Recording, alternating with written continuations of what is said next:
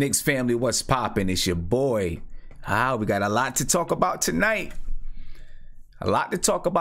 Obviously, the Knicks played, but you know, Anthony Davis. Let's talk about this, folks. Let's get into it.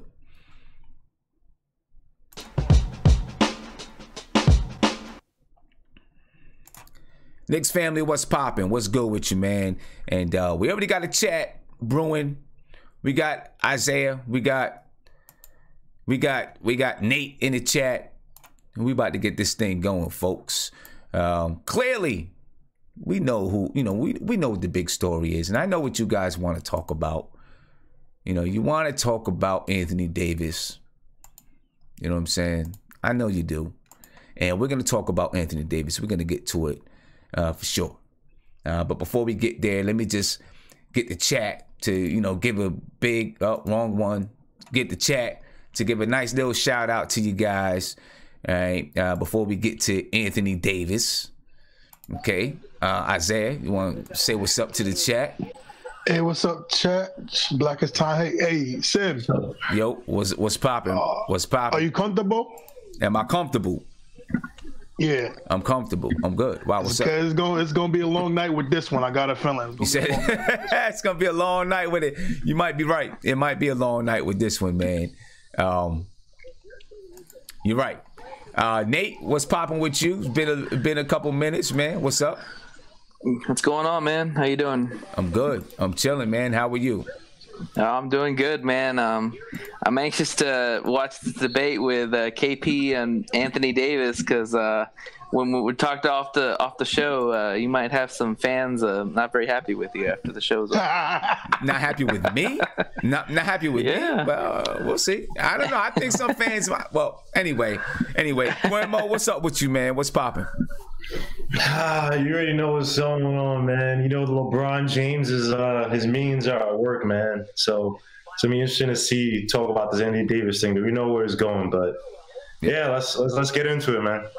Yeah, let's get into it. Knicks family, man. We're not gonna jump straight into the Anthony Davis thing, though. All right, we're gonna keep some of you guys, you know, keep some of you guys thinking a little bit. I know you want to jump right into it, but you know, we'll keep you guys in suspense a little bit. Not really in suspense. I don't know. But really, that's a big topic. Let's talk about this game tonight. The Knicks did what the Knicks do, right? You know, we had a game that was the Knicks had the lead after the third quarter, right? Yep. Knicks had the lead after the third quarter, and then fourth quarter, we get a fourth quarter blitz, and you know, you seen what happened. You seen what happened. Anybody care to just jump in and start? You know. Oh, Nate. Oh, dang. All right. Go ahead. Who got it? Go ahead. I'll go. Or Nate. Go ahead, Nate. No, I mean, it's the same old problems. I mean, if you watch the fourth quarter, I mean, it's just jacking up threes, no ball movement. Tim Hardaway. I don't know what the hell Trier's doing. I mean, he's shooting threes and falling back, and it's horrible. It's abysmal. And as you see, when the offense struggles, the defense is even worse. I mean, and the sad part about it is we were in this game pretty much all the way through, but the fourth quarter, man, it looked like we just didn't want to play anymore. Yo, and I'm just no ball movement, nothing, taking terrible shots, can't guard the three-pointer on the other side, and sure enough, what happens? We lose the game. You guys cannot blame Tim Hardaway on this one, man. A lot of that was on Fizz, a lot of that was on Trier. You know, Tim Hardaway, I'm not saying he had a great game or anything, but you know, even though he kept passing back to Burke, which is weird. It's like him and Burke is like they only pass each other. But you know, Trier was taking some really bad shots, and that's up to Fizz. Fizz has to get that out of Trier's mind to go through the offense, go through the motions, move it around. I like what I saw from Azonia again. You know, I like what I saw from Allen. You know, he had that little block/foul on what's that? I like the African dude. I can't remember his damn name. Bismarck Biyombo. Bismarck Biyombo.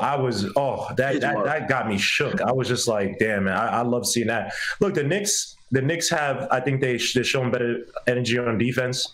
They're trying. I just think they need a little bit more intelligence. They got to know when to go full throttle. They got to know when to guard which man. You know, you don't double up. Even what's this guy's name?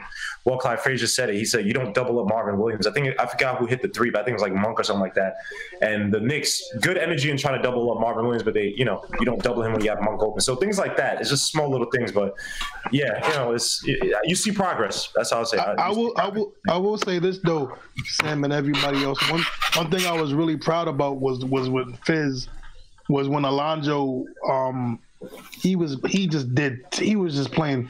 He like for 2 minutes straight, he was just being terrible, and Fizz was so pissed off that, you know, he called the timeout. And if you look a little bit before they went to commercial, you could see him point to Fizz and like, "You're out of there." He said, "You're out of there."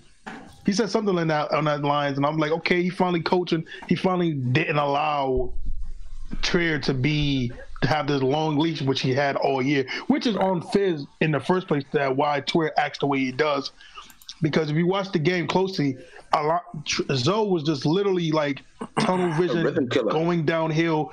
He's going in to triple teams without passing the ball, and it's like I'm sick and tired of watching that.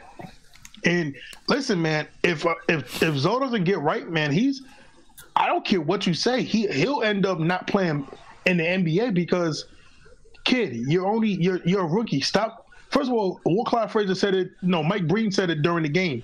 He has to stop doing that. He has to stop complaining to the refs when he doesn't get a call. You're a rookie. You have to earn that right. You got to earn that right to get the calls. And then again, every time Zoe gets the ball, it is seriously one of the worst things I've seen about this Knicks team. Is when he gets the ball and he just literally goes by himself, tunnel vision. And there was a moment, again, I'm really watching this game. I'm watching, so it's like the fourth quarter, and it's before they took him out the game. It's Mario and Zoe at the top of the key. And you just look at Zoe, dribble. Yes. Mario's literally looking at him like, shaking his head. Is like, yo, kid, what are you doing? I remember that. Yep. Then you gotta throw him the ball. I remember that exactly too. And it's like, dude, you can't. What are you like? Again, what are you doing? I'm literally looking at Mario's face, and you can see it all over his face. He's like, yo, this kid, like, he's pissed off that he's playing with him because it's like, dude, seriously pass the ball because you're playing selfish, and it's like when we come good, you're not gonna be on this team because you keep playing selfish. And again, I was proud of Fizz for taking him out and be like, yo, you're out of there. You shot an air ball and then you're just not getting back on defense. I was proud of Fizz for that, but Fizz has to to me sit Zoe and him have a heart-to-heart conversation and be like, yo, we love the way you play, but you gotta change a few things, man, because the way you're playing right now is just incredibly selfish and just not team ball, and you're a rookie. Humble yourself, and you got to play team ball. You know who's actually improved, though? You know who's actually improved that no one's giving credit to, man? Mario Hezonja, man. No, and that's another thing, too. Mario's been playing, oh, God, I hate it because Mario's playing great, where it's like, now you might want to keep him, but then he might go back. I don't mind. Okay, let me ask you guys this. Let me ask you guys this about Alonzo Trier, though. I think, Fizdale, I think everybody knew what he is and what he could do, when they drafted him, or when they signed him, not drafted him. And looking at the way things are now, let me see.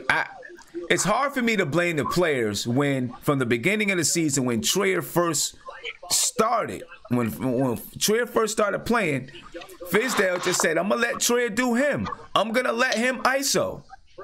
Right? I'm going to let he's a great ISO player. I'm going to let him ISO. Right?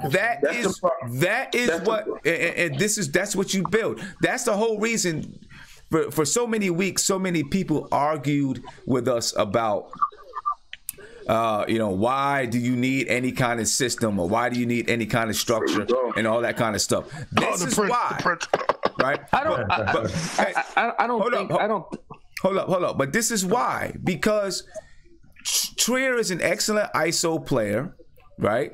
And I don't think he should be faulted for it, because that's what he was when he came in, and we knew that, right? Fizz, in my opinion, from the beginning should have, had that structure, had that structure in place where he said, this is what I want you to do. If you don't do it, if you veer away from it, then I'm going to, you're going to sit down or whatever it is. And then as time went on, you let him have a little bit more freedom. I don't think you let the freedom go from the beginning. And I think that's where the mistake comes in. And then this is what it breeds. This is what happens, especially when you're in a losing season. You know what I'm saying? These are the type of things that's going to happen. I mean, of course, Trier is going to be to blame some, right? Because he has to think about it and think about his game and try to, make his game better and try to improve. But this is his first year in the NBA, right? He's going to be who he is. Yeah, he's going to be who he is. It's up to Fizdale and the coaching staff to keep everyone under wraps, have a structure around these guys, and then let them be free when the time comes. That's what I think about it. It really does come down to coaching, though, because you saw Kadeem Allen came up his first game, and he was more mature than almost every guard on our team. Facts. And that's because some Westchester Knicks, whoever their coach is, he's been coached. Mike, I think his name is Mike. Is it Mike Miller? He's not reckless. It's a little bit deeper than that. It's also how you come into the game, man. Kadeem Allen wasn't, I won't say Trier's highly touted, but, Kadeem Allen, right. He's a guy. But he was drafted by the Celtics, too. Let's go one person at a time. Go ahead, Guillermo. Go ahead, Guillermo. No, I was just saying, when you have a guy who's a veteran like that, it's like, you've been, with from team to team, and you're not necessarily highly touted. You come in, you've seen the lows, right? You had to work hard to get to where you are at now versus Trier. And I said this at the beginning of the season. The thing that I don't like what Fizdale does is that he relies on Trier too much. Like, he relies on Trier's ISO ball, especially in crunch time situations, versus, hey, let me sit, if Trier's going ISO ball, not pass the ball, let me sit him down and let us have someone in there who's going to initiate the offense, going to move it around. And keep the ball moving, keep the ball flowing versus ISO set. And that's why I think that when Trier was getting hot in those beginning games against the Nets and all that stuff, when he had that 20-some point game, hitting those final shots, it got to his head, and Fizdale never truly reined that in. So now Fizdale's trying to bring that back, and it's starting to show. So he has to, like Isaiah said, he has to sit this boy down in crunch time situations and be like, hey, you're not going to come here and shoot 30-foot threes, doing ISO ball. You got to move the ball around, because it was embarrassing. Hazoni was looking at, I remember that play Isaiah's talking about. Hazoni's looking at him like, yo, bro, what are you doing? Like, that is not the offense. And Hazoni's a guy that Fizdale has sat down. So if he can sit Hazoni down, he can sit Frank, he can sit Dotson, he can sit Trier down, man. Yeah. We're losing games anyway. We don't need to depend on him to win games. So might as well teach him a lesson. Yeah. I'm gonna get back to the chat real quick. I want to just quickly go over the matchups and box scores of tonight's game. Then we're going to get back to the video chat.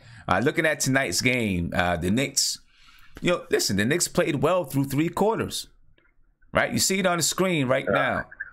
Charlotte Hornets were leading the first quarter, right? 30. The Charlotte Hornets were leading the first quarter 30-24. Right, and then the second quarter, the Knicks actually led in the second quarter, or led the second quarter, 29-24. They won the second quarter. Right, so the Knicks go into the half down 1. The Knicks win the third quarter, 18-17, and then kind of have a collapse. Now, kind of have a collapse in the fourth quarter. It doesn't look as bad as it was, but the Charlotte Hornets actually built up about a 16-point lead in that fourth quarter. Once again, there's always a quarter where we just kind of go kaplunk. Right, and sometimes it's the first quarter. We come out in the first quarter and we just go kaplunk. Sometimes it's the second quarter, third quarter. Tonight it was the fourth quarter. It is what it is.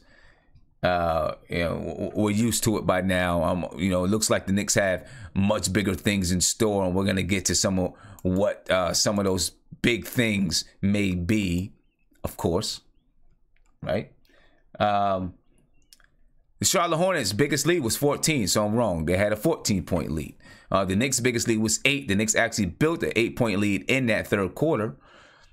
On the night, neither team really shot well. The Knicks shot 40% from the field. 34 for 85. Shot 30.4% from the three-point line. They were 65.4% from the free throw line. The Charlotte Hornets shot 41.1% from the field, 32.4% from the three-point line, 75% from the stripe. They were 12 for 16. Once again, the Knicks got beat on the boards, 53 to 45. The Knicks with only 19 assists tonight, right on par with their season's average. The Charlotte Hornets, 25 assists. Knicks had 6 blocks. The Hornets, 10 blocks. The Knicks had 6 steals. The Hornets, 3. The Knicks only had 7 turnovers tonight. And you know, I mean, the Knicks, for the most part, take care of the ball. Part of that is because there's less passing that goes on with the Knicks than, you know, other squads. But the Knicks, only 7 turnovers tonight. The Charlotte Hornets, 10 turnovers on the night. All right. Going back, let's take a look at the box score. Looking at the box score, Kevin Knox. You know, article. Listen, every time an article comes out about Kevin Knox and the way that he's playing, he responds. I take that as a good thing. You know what I mean? I take that as a good thing. He responds. I like that. All right. Kevin Knox tonight, 19 points, 7 for 16 from the field. Only had 3 rebounds, 1 assist. We really need Kevin Knox to get those rebound numbers up, folks. It really does. Lance Thomas tonight, 5 points, 2 rebounds. Noah Vonleh, 5 points, 12 rebounds. Tonight, Tim Hardaway Jr. shot 58% from the field. Had 10 rebounds and 4 assists. That's a good game for Tim Hardaway Jr. Real good game for Tim Hardaway Jr. I would love if he could play this way every night. Listen, he only shot 12 times from the field. He only shot 12 times. 50% from the three-point line. Tim Hardaway Jr. did that. I'd be happy with him. If he played that way, I'd be happy with him. I'd be really happy with him. Trey Burke tonight, 9 points, 4 for 11 from the field. 2 rebounds, 3 assists. Mario Hezonja, 9 points. He was also 4 for 11 from the field, 4 rebounds. Alonzo Trier, we were just talking about Alonzo Trier, at 7 points, all from the stripe. He was 0 for 7 from the field, 3 rebounds, 3 assists. Mitchell Robinson, 10 points and 2 rebounds. Damian Dotson played 14 minutes, had 3 points and 2 rebounds. And Kadeem Allen, I think Kadeem Allen impressed. You know, played well. 18 minutes. He had 8 points, 5 rebounds, and 3 assists. And I like Kadeem Allen. I like the defense that he brings. Right? He seems to be an intelligent ball player. He plays defense. Isaiah is right. He was brought up in, you know, he played in Boston, where, you know, his first few years in the league was with Boston, where he can, you know, some of those, you know, he could be groomed to be that type, to be that type of a player. He is 26 years old. This kid could have, we'll see what he does the rest of the time he's up. I don't know how long Frank Ntilikina is going to be out. We'll see what Kadeem Allen does with the time that, you know, with the remainder of his time here. Let me say, I'll say this. We're going to talk about Anthony Davis, right? Kadeem Allen is the type of player that the Knicks may need if you pulled off an Anthony Davis trade. I'll explain that, but he might be that kind of guy because, well, we'll talk about Anthony Davis. I want to talk about Kadeem Allen with the video chat. See what guys think about Kadeem Allen, and what they feel about Kadeem Allen. We need to see some more of Kadeem Allen playing, right? But I feel confident in the kid. I do. I feel confident in what Kadeem Allen could do. We got Mark in the chat, ladies and gentlemen. He's already going off on somebody. I see him. Right, we got Mark in the chat. C-Dog is in the chat. All right, Kareem has joined us in the chat. I think you've seen Kareem earlier. All right, I'm going to go around. I want to talk to you guys. I want to find out what you guys think about Kadeem Allen. All right, so Kareem, I'm going to come to you first. All right, just find out what you think about Kadeem Allen. Tonight had 8 points, 5 rebounds, 3 assists in 18 minutes. Not a bad stat line. What do you think, man? Yo, man. Yo, peace to the chat. Peace to you, Simeon. Peace to everybody. You know what I'm saying? And out there in TV land, as Ralph Crandon would say. Hello, boy. Nah, yo. Yeah, yo, that was my show. I ain't gonna lie. That was my show back in the day, man. That was the joint. That was my Honeymooners was my show. I used to love the Honeymooners. Yeah, that's the joint. Classic. Yeah. Man. I love it, yo. I figured you'd be up on that. You 76, baby. You know what I'm saying? That's right. No doubt. That's right. But yo, I love what I saw from Kadeem Allen. I didn't like it. I loved it. Yeah. You know, the guy's 26 years old, so he's been around. You know, he's been kicking the tires. He seemed like he has that winning type of a game. Even if he's not on the floor, he just seemed like a good guy to have in the locker room. But on the floor, he looks unflappable. You know, he looked like he belongs, and he looked like he knows who he is. And I think that's what people don't give enough credit to Fizdale for the job that he's doing, because he has a bunch of guys on his team that they don't really know who they are yet. And I think that's part of the reason. Why. Yeah. Oh, hold on. My bad. Let me mute this guy real quick. Yeah. I love what I saw. And you know what else I love? I love that hard foul that he put on Biyombo. You know what I'm saying? Point guard, fouling a big guy at the rim hard, laid him on the floor. I don't know if you saw the game. Yeah, okay. Yeah, I saw the game. Yeah. Okay, I saw most of the game. I saw most of the game. I didn't see all of it, but yeah. Okay, yeah. So yeah, I love what I saw from Kadeem Allen. I think he's going to be a guy that's he deserves more time as the season winds down. And I think Trey Burke is someone that needs to see the pond for the rest of it. Like, I'm tired of seeing Trey Burke. I know what he brings. He doesn't bring anything other than scoring. Right. I'd rather see him and Moutier. I don't want to see him on the court no more. But you know, that's a story for another topic for another time. But I love what I saw in Kadeem Allen, and I hope to see him a lot more. Yeah. Something you said kind of strikes me. You said he seems to know who he is, right? Yeah. And a lot of NBA players don't. They don't know who they are, what they are, so they try to do things that they can't do. Right, try to step into roles that maybe they shouldn't be doing. When you know who you are and you know your limitations, you know, I mean, you can be, you know, you heard it a lot of times, you know, different people in the NBA, be a star in your role, right? Right. So when you know exactly who you are and what you can do and what your role is, and you know how, you know, who you are as a player, you can do a lot of things. You know what I'm saying? You know, so you know, if that's what he is and he knows who he is, that's a good thing. Right, yeah. It's definitely a good thing. I mean, over time, I'm thinking that's where we're at right now. We're in the phase right now where players are so young, they're trying to build their identity. And I think his biggest job this year is to try to keep the egos, intact, you know, as much as he can with the older guys that's not getting play time. You know, people could say whether he's doing a good job or not. But I think the biggest thing for him to do is to help these guys figure out who they are. And somebody like Allen, who's 26 years old, he knows who he is. And even a guy like Trey, people talk about he's 23, but he's still a rookie. And when you're not in the NBA, I don't care how old you are, you know, that's true. You're still a rookie. So, you know, anyway, but he knows who he is. And hopefully, as this year winds down, more guys will start to figure out who they are on the Knicks team as far as the younger guys. I think Mitchell Robinson he's getting an identity. I think I mentioned Hazonia before. Hazonia, he looked like he's starting to get an identity. Fizdale mentioned his defensive capabilities early in the season when he was getting play time, and I guess it didn't really flourish at the time, so people thought Fizdale was bugging out. And now he's starting to show. He had a nice steal and a assist. He's slashing. He's not shooting those long threes no more. He's starting to figure out who he is, and he's about 23. So yeah, okay. All right, let me see what Mark, I'm about to come to you, Mark. Let me see. I want to know what you think about Kadeem Allen and what you're seeing from Kadeem Allen tonight, right? Because I think Kadeem Allen. Hey, Mark, you there? Mark, never mind. Mark can't hear me. All right, I'm gonna come to Isaiah, because Isaiah, you know, has something to say. Mark is in it. Mark is in Mark's world, right? So, you know. We not listening to C-Dog. Hey, Mark. Isaiah. Information from C-Dog. Isaiah, go ahead, man. You had your hand. Hello? Yeah, what's up, man? Hold on one second.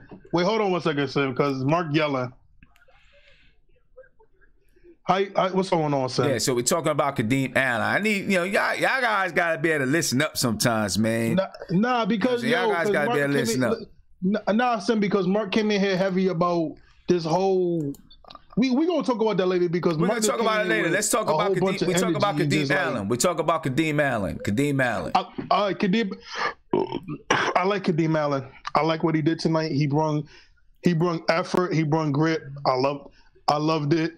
And I'm gonna say this right now. And I was talking to people earlier today. If I'm the Knicks, right? To me personally, Sim. And I would love to talk to Prince about this too because it's about Moutier. I wouldn't play Moutier no more. I would go with Frank and Kadeem, me personally, because they brung ball movement, they brung defense, and they bring grit, and the ball movement was a lot better. Like today, dude. And this, I don't care what any hater says, any Moutier lover, Cantor or whatever, any beat writer. Listen, when Cantor and Moutier on the floor, the defense is 1,000 times better. We are active. We can switch. We can hold our mans. And the ball movement is a lot better when those two are off the floor. It has been proven. It's been working really well. We tend to fade away from it, especially when Trey Burke and Alonzo are in the game. But when I seen with Frank and Kadeem, the way the ball movement was, the way the defense was, like today, the first half and a little bit of the third quarter was probably by far one of the best defenses I've seen the Knicks play all year. We were switching. We were being held accountable. Even Clyde Frazier said it, that the defense looks as good as it has looked all year. You had Knox playing defense. Kadeem was playing defense. Mitch was playing defense. Even Tim Hardaway was playing defense. Everybody was playing defense. And again, there was no – people have to recognize that the correlation of when Cantor and Moody are on the floor, we look better. It is as simple as that. Okay. And I see people in the chat, saying, Kadeem Allen has played one game. But I'm bringing him up for a reason. There's a purpose. There's a method behind my madness, folks. All right. I'm not just I understand it's been one game. I actually, though, when I seen him when he played in the preseason in a little bit, I was kind of impressed with him then. I thought that Kadeem Allen, I liked him, right? I liked him because of his defense. I thought that he did a good job. I thought he was steady. He doesn't have the crazy upside that a lot of people want to have from their point guards and those type of, from young guys coming in. But he's steady. He's steady. Hard work, man. And he plays defense and he's smart. He has character. Probably a guy that I don't know because I haven't seen him a ton. And the Prince, maybe, he follows the Westchester Knicks. He could probably tell us a little bit about him because he follows the Westchester Knicks. He strikes me as a guy, though, that has some leadership skills, too. You know what I mean? Let me see what Nate got to say. I'm going to ask you guys to please pay attention. All right? So when I get to you ready to go, Nate, what do you think? I see you got something to say about Kadeem Allen. Yeah, I totally agree with you. I mean, I saw Kadeem Allen play at Arizona. He's a pretty heady guard. And he was drafted by Boston. So he learned behind Brad Stevens and they preaching the defense there. People got to remember that whether we trade for Anthony Davis, we're going to have 8 players off this roster next year. So we're going to need to fill this roster with other players. And I could see a guy like Kadeem Allen sticking because he does play defense. He's kind of a versatile guard. And he actually shows some playmaking ability. You're stealing my thunder. Sorry. You're stealing my thunder, man. You stole my thunder. Hey, man, we think alike. You stole my thunder. You stole my thunder. We're going to get to that. But you can't steal my thunder, man. I know. I'm just saying that, I mean, he could stick with the Knicks because we are going to need players like him, versatile players that can play defense. And, hopefully he can continue playing well. Yeah. Okay. I want to hear from Guermo and Sea Dog on this, and then we're gonna get to the big conversation for the night. Hopefully the chat doesn't burn down. All right, after we talk about this, but we'll see what's up. Guermo, I'm gonna come to you, man. What do you think about Kadeem Allen? I like the pickup, man, or the send up, or whatever it is, man. I thought he played good defense. People talking about, oh, he shocks it. You guys got to understand, man. We need veterans on this team, guys who are going to be mini coaches on a court, guys that, you know, when everyone is doing the right thing or when everything's all over the place, you have some calmness. Some guys to kind of steady the ship and kind of bring whatever the idea the coach has to kind of translate on the court. And I thought that's what Kadeem did. He played good defense. You know, he was aggressive to the basket. He made the right passes. He did everything right. He did everything right as a veteran. And, you know, he still has some skill, you know, in him. You know, he's only, I think, what, 26 or whatever. 26 years old.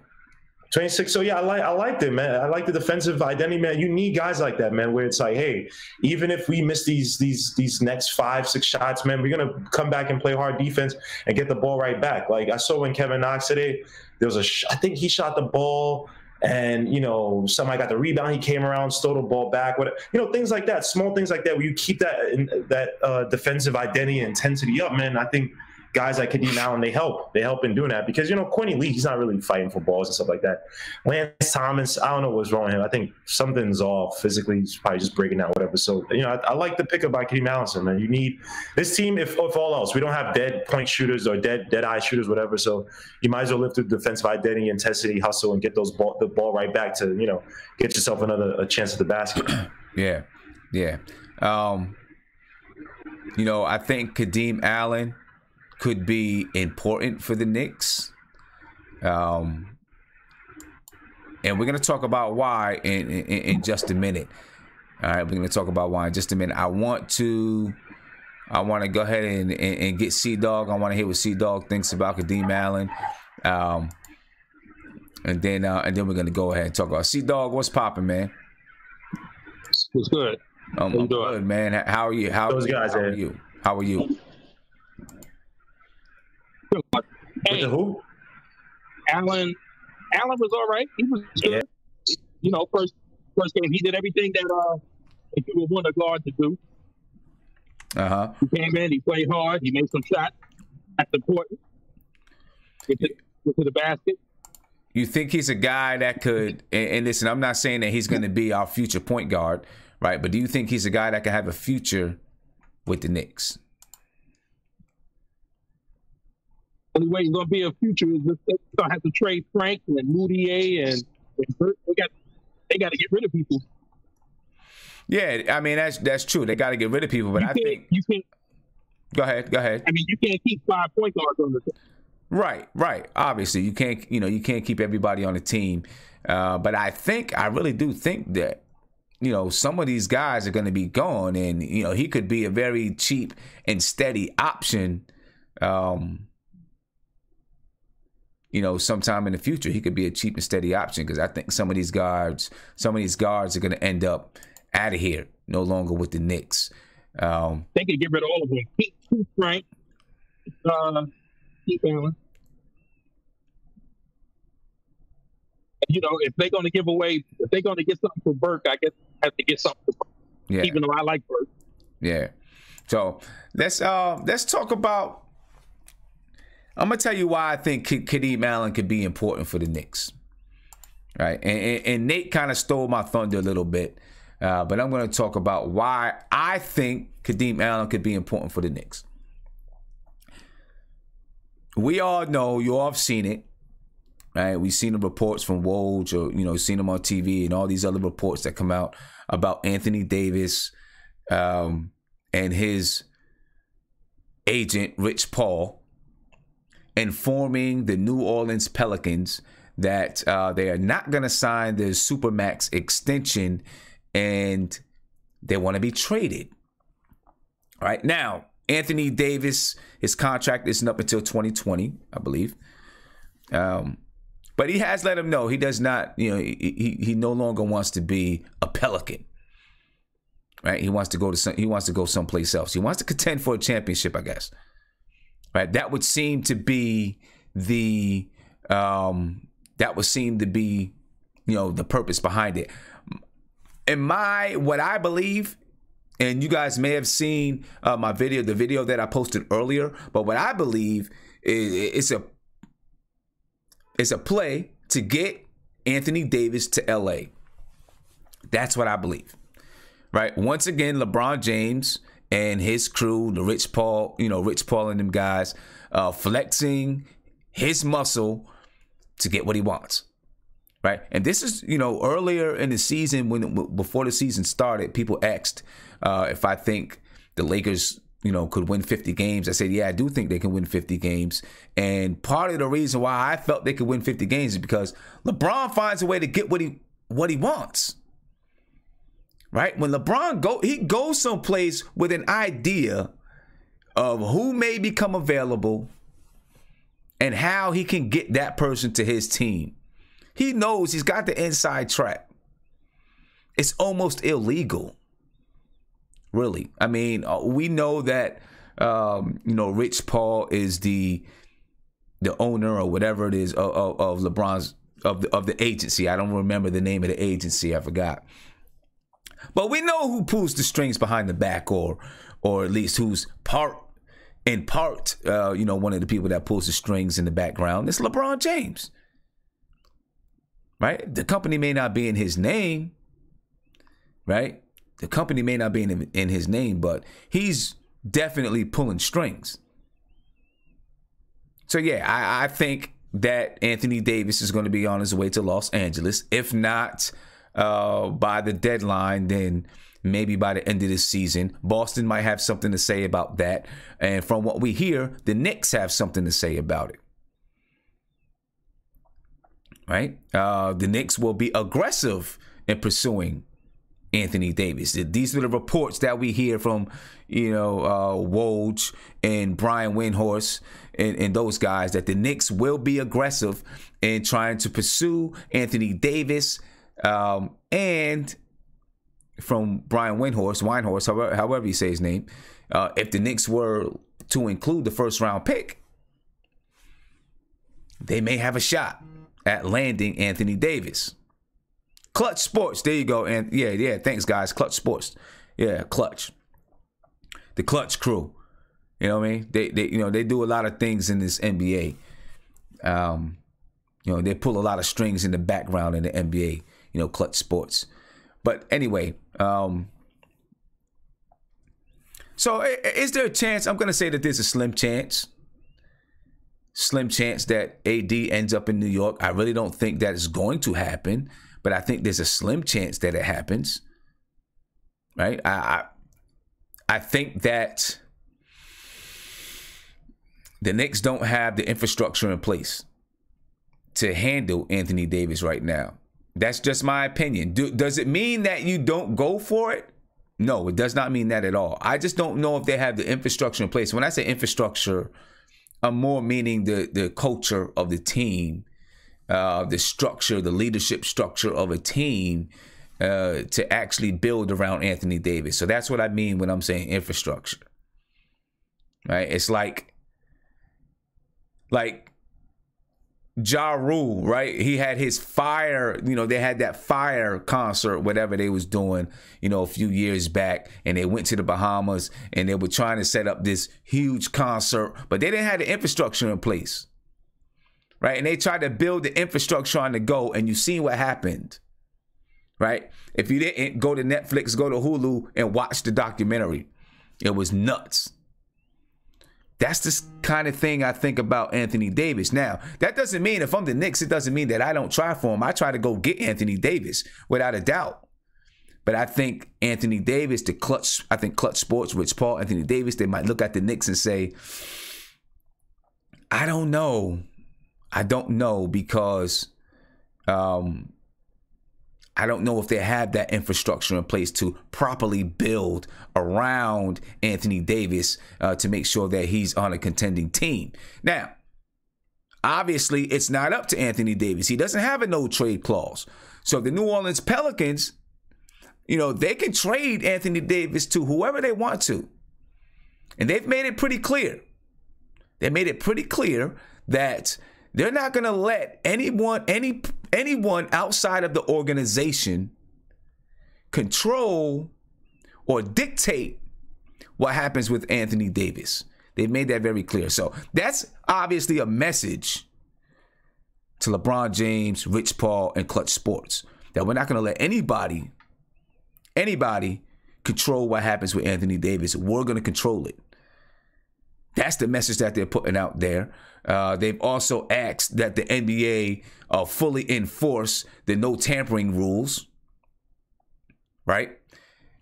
Who do you think that's for? Right? That was for LeBron James, the man himself. Right? So the New Orleans, the Pelicans are going to look for the best deal for Anthony Davis, which they should do. Let's just say that Anthony Davis, that the Knicks have what it takes to go get Anthony Davis. If they do, they're going to give up some pieces. You can bet they're going to give up some pieces, right? You bring Anthony Davis to New York, you're going to lose. You might lose Kevin Knox. You might lose Frank Ntilikina. You might lose Mitch Robinson. You might lose Trier. You're going to lose your 2019 first-round draft pick without a doubt. There's no doubt in my mind that you're losing it. It's gone. You might lose 2021 too.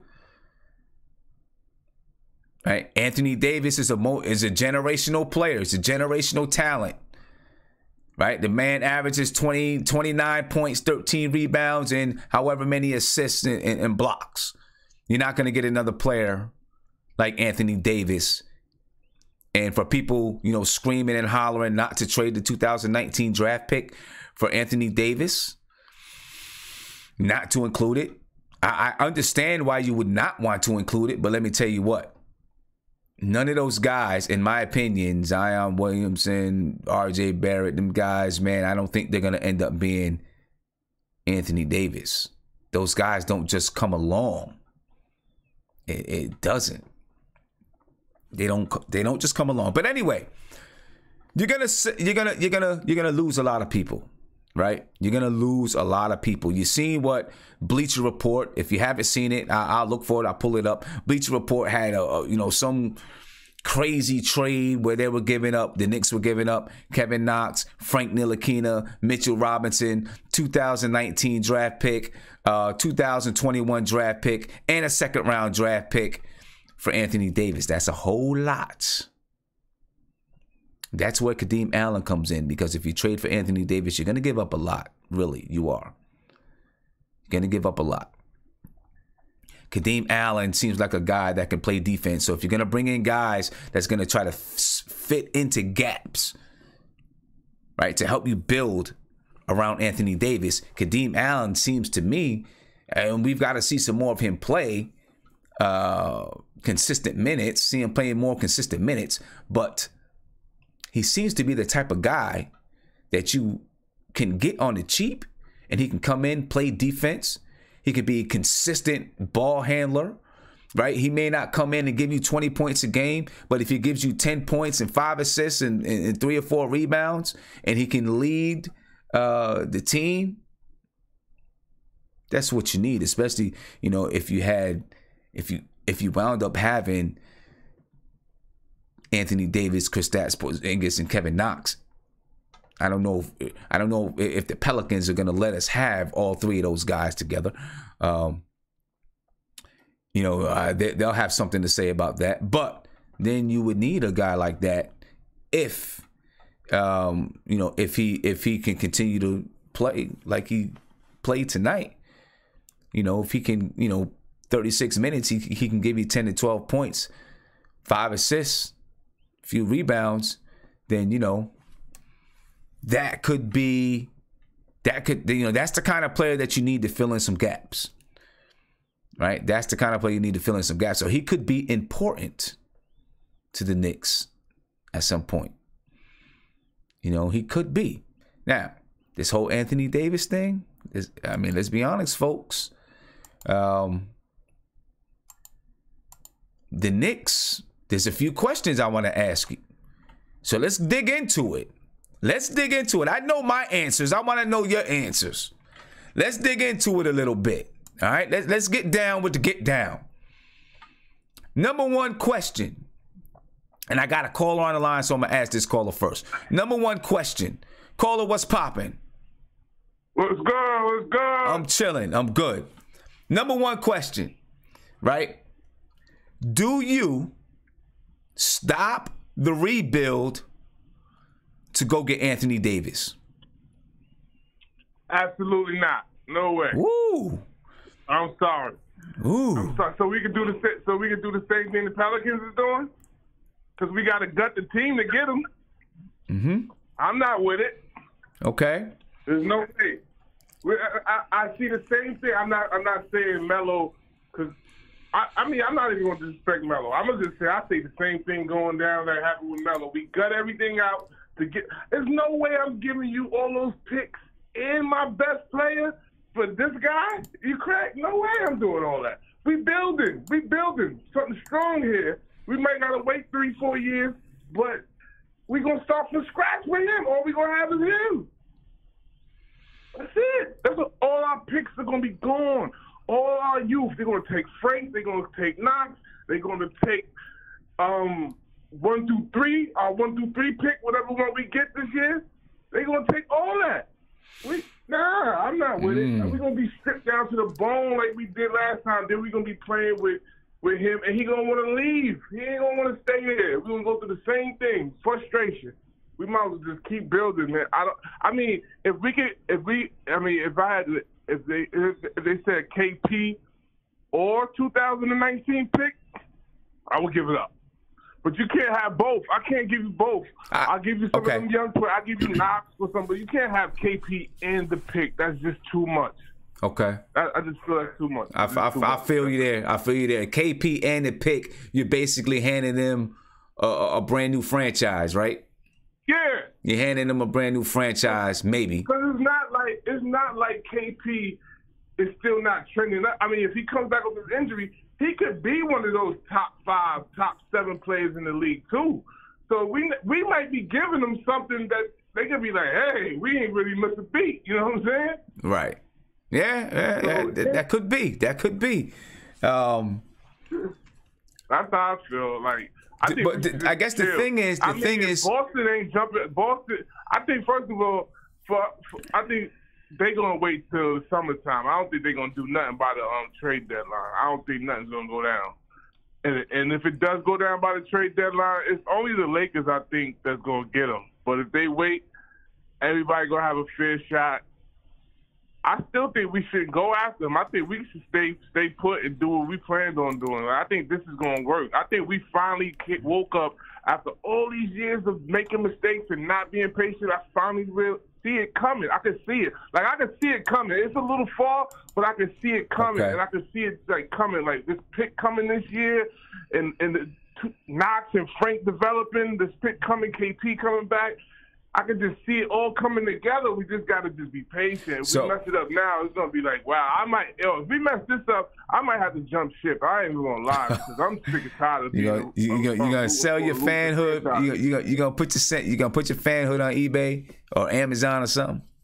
Yeah, because like I ain't gonna lie, I've been rocking for. I'm not used to rooting for losers, you know what I'm saying? And I've been rocking because I've been faithful, you know what I'm saying? I've been faithful from day one. But it's like, come on, man. Like, y'all keep making dumb mistakes. I can't keep rocking with y'all. You know what I'm saying? I can't. I gotta. I've been doing it. I've been putting up with a whole bunch of criticism from. Are you a Knicks fan? What is wrong with you? You know what I mean? I gotta deal with that for years on years. Yo, I think all of us deal with that, man. All of us deal with that for real. Hey, I appreciate the call, man. I definitely appreciate the call. Let me let me get on. Get to some other calls. All right. So, we got one. We heard from one right there. He's not with it. He's not with it. Now, I've seen a lot of people in the chat say, yeah, you go ahead and you put the rebuild on hold. Right? You put the rebuild on hold. That's what I heard. That's what I've heard. That's what I've seen some people say yeah, some people say no. Caller, what's popping, man? What's your take? What do we do? Do we put the rebuild on hold? Not on hold. Do we stop the rebuild and go get Anthony Davis? What's your take on it? From one Anthony to another? Absolutely. Okay. Absolutely, sir. What's going on, Tim? I'm good, man. How are you? I'm good. I'm good. I purposely stayed away because the Knicks, they they're in my blood veins and everything, man.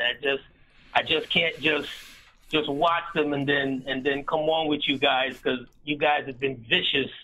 I know you guys have been vicious, and I just can't take it. So I just stayed away. But we've been we've been vicious. Yeah, we've been vicious. It's been a couple fights, couple arguments. It's been a whole lot of things going on, man. I don't even have to be online. I can feel the vibe. Every time I see you guys, I get a notice or whatever. Nah, I'm not even gonna pop on. Or if I pop on, I'm gonna keep silent. Right. But let me say this. Okay.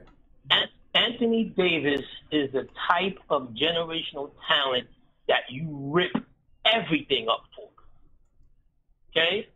What some of the people in the chat line seem to forget, and they always want to go back to this Melo situation. I keep telling you folks, get over it.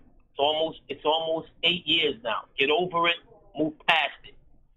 Is that they had a chance at that moment in time to do things correctly. Remember, CP3 was outwardly flirting, stated at Melo's wedding how he was coming to New York, and somehow, some way, Knicks management messed all of that up by not doing the proper moves after a Melo. You have a chance here, and I don't care what Knicks management says. It's still icy with KP. Okay, it's still icy with KP. You don't really know about this knee, and him and his people are going to make things difficult. The Pelicans are going to need a face to their franchise. This is how you sell this to your New York fan base, is that you have flipped it a KP plus whatever, and you're getting probably the second or the third best player in this league. Okay? It's ridiculous to think that you wouldn't go out and try and get Anthony Davis, 25 years old, to come start over with. It's just ridiculous. So you feel me? I feel you. I feel you. Listen, I'm one thing I'm definitely with you on is the whole thing with Carmelo. The Knicks did have a chance to do it right. I think that there was a key point with the Carmelo when the Knicks got Carmelo Anthony, when they amnestied Chauncey Billups. Absolutely. And they signed Tyson Chandler. I think that was a huge mistake. I just thought that was a huge mistake. You could have let Chauncey Billups' contract run out. He would have been a serviceable point guard for the remainder of that year, right? He's a leader, strong point guard. He could play defense. He may not have been, he wasn't the same Chauncey Billups, but you could have held that spot for Chris Paul. Chris Paul was coming that summer. He was coming. He was coming. They had Chauncey Billups. Mr. Big Shot, his deal that year was $13.5 million. Yeah. That's before everything skyrocketed. Right. The Knicks had a nice place right there. Yeah. And I told people from back then, the person they should have amnestied was Amari because they owed him nothing. They owed Amari nothing, right? But it's just ridiculous that to think that, well, you wouldn't go out and get an Anthony Davis. Even if you gutted the whole team, okay? If you gutted the whole team, who doesn't want to come play with Anthony Davis? Ooh, and the free agent crop coming up right now, you're going to tell me that Kemba Walker, Kyrie Irving, and some of these other players are not going to look at Madison Square Garden and Broadway and see, well, Anthony Davis is over there on the marquee. I don't want to go join Anthony Davis. Ludicrous. Yeah, I mean, absolutely ludicrous.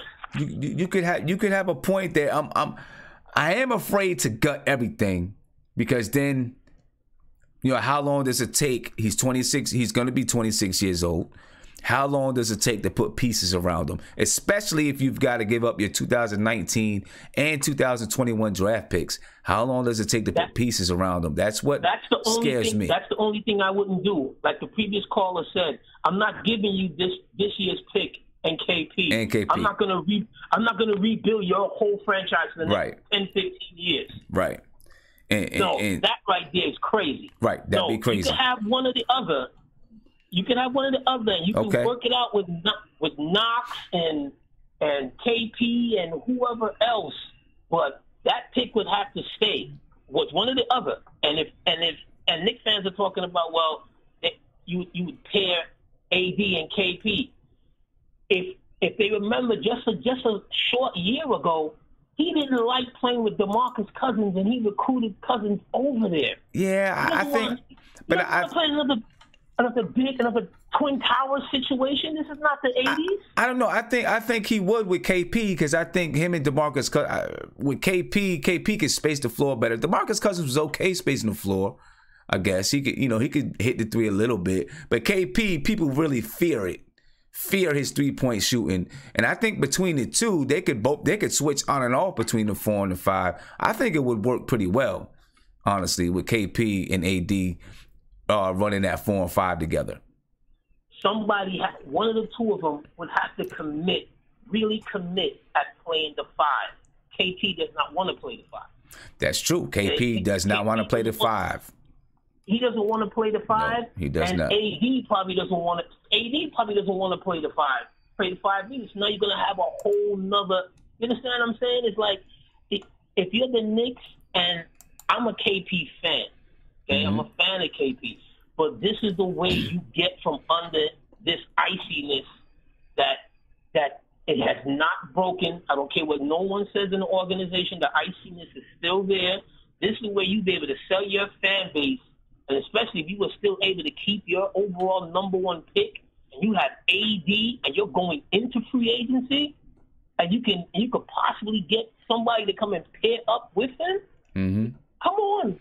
All right. You'd have to be crazy. I'm about to jump off. I know other people are there. Yeah, I know people want to get in on this, so I definitely appreciate the call.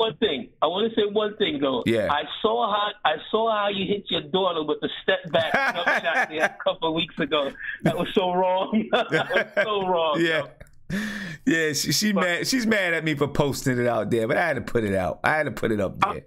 I'm telling you, your wife sounded like if you would have did one more, she's about to put the mic down. But sir, good night. Appreciate you, man. Thank you for the call. Yeah, my daughter, daughter's, why you have to post that? I recovered. That's all that counts. That's what she said. So let me ask you guys, man, would you trade Kristaps Porzingis for AD? That's what I want to know. Would you make that trade?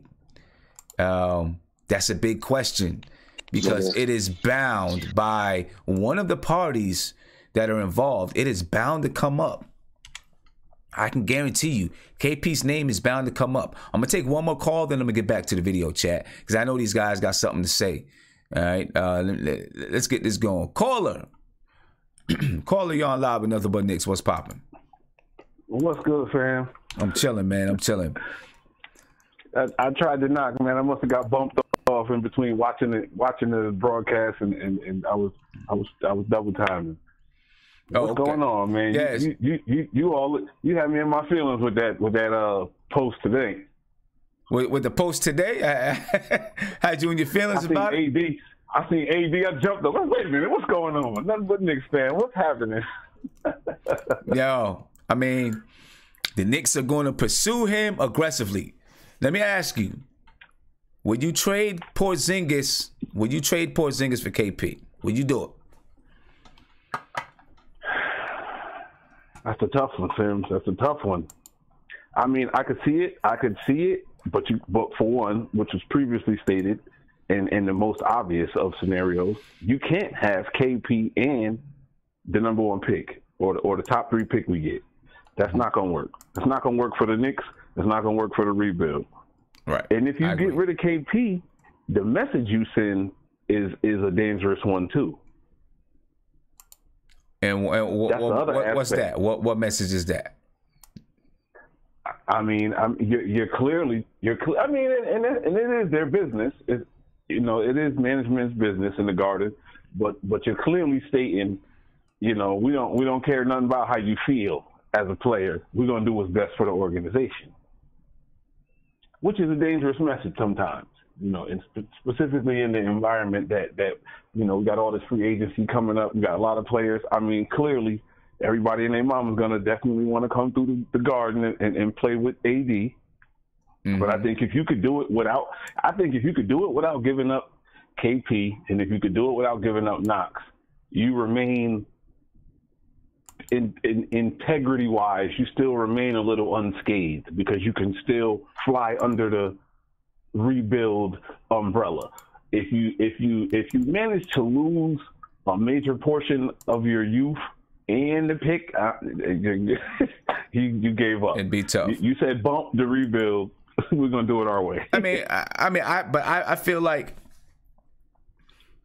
no matter what you give up, right? If you give up a little, you're not gonna give up a little. But if you give up, a fair amount, or if you give up the farm, either way, you're giving up the rebuild, in my opinion, because Anthony Davis, Rich Paul, those guys, they're not going to bring Anthony Davis to New York and say, okay, we're going to let you, we'll wait for 3 years while you rebuild, and we're going to rebuild with you. I don't think they do that. I think any way that the Knicks trade for Anthony Davis, and if you have, if we're lucky enough to trade for Anthony Davis and we still got Porzingis is going to look and say, what are we rebuilding for? I'm here. Anthony Davis is here.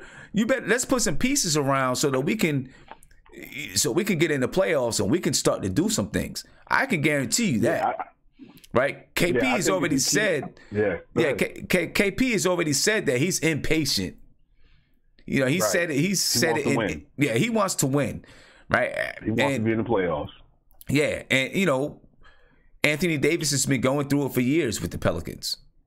Right? Sometimes in the playoffs, sometimes not in the playoffs. Can never really put a team together to push towards and consistently be at the top of the Western Conference. Right? He wants to be in a place where he can win. So if he comes to the Knicks or any place that he goes to, he's going to be expecting a plan to build around him and win. You know what I mean? So either way it goes, I think you're giving up the rebuild. I think you make a good point though. If they can keep KP, they occupy different space. Like when necessary, KP can go down there in the paint and do what he needs to do when he needs to, if he wants to. But his game is more comfortable primarily playing perimeter. Right. So if they can get them together, I don't see AD having a primary issue with playing with another big because they don't occupy the same space. I think with Cousins, they occupied a lot of the same space. So it's a little, clutter in the paint almost. Yeah. I think that, I think they would work well off each other. I do. I see some people in the chat, saying that they may not work well off of each other. I think that they will work well together because both of them can spread the floor. KP is not as adept in the post right now, but he will. And I think that, they will become, if they played together, they'd be able to switch on and off, in different space. KP likes to shoot the ball from the top of the key. That's one of his favorite spots. He likes to shoot the ball from the elbow. Anthony Davis can advance the ball up the floor. Anthony Davis can shoot the ball from the three-point line, but he can also take it in the post and score in the post, while you got KP that can maybe even deliver the ball to him in the post or just spread the floor out. So you take a second big out the paint. That gives Anthony Davis the ability to score in the post. I think it could work very well. I think it can too. Yeah. Now, a question: if we manage to keep KP, right, that still gives us, because we're trading for AD, that still leaves us cap space, don't it? Yeah, I think so. I'm not a cap guru, but I think, I'm not ready to say that it would leave us cap space, because if we trade for Anthony Davis, I think the Knicks are going to. If we traded for Anthony Davis, his contract doesn't end until 2020, so he would chew up that 2019 cap space, right? Because he would chew up that 2019 cap space. I'm sure there'd be ways, they would try to find ways to move some other contracts so that they can still have some money in 2019. That would be key. Right, to move some contracts and free up some money for 2019, 2020. I don't know. Like maybe dump Timmy. Yeah. That would be. But you know what?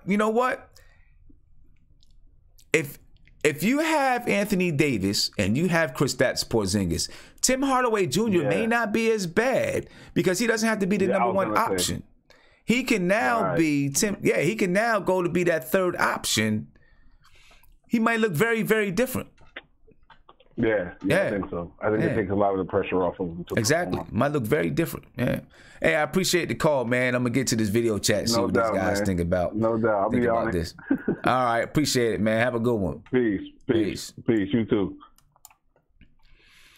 All right. Let's see what these guys thinking about it. And, if you want, if you got something to say, call 516-405-2246. And, we're going to get into this.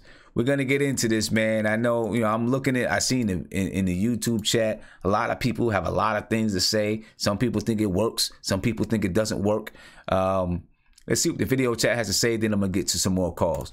Nate, see you got your hand up. What's going on, man? What do you think? First things first, would you give up KP? It'd be tough, man. The only way I'd give up KP is if it's becoming difficult with the brothers, and it seems like there's some dysfunction in the organization. Then I would think about considering trading KP just because get him somewhere else, maybe a fresh new start for him. But if he's all in on New York, no, I don't want to trade KP. He's younger. In my opinion, I think his ceiling is almost higher or could be as high as Anthony Davis, in my opinion. I mean, I like his game. I mean, he's got the defensive ability. He's got the shot. I mean, he's only 23. I mean, he's only 23. I know Anthony Davis is only 25. That's true. I mean, they're both very young. Yeah, it's tough. And ideally, Sim, I think that if the Knicks are interested in looking at Davis, I want to strongly believe that they want to keep KP too. They want to build those two players and have everybody else around them. I really think that this is all about getting KP help. You got Knox.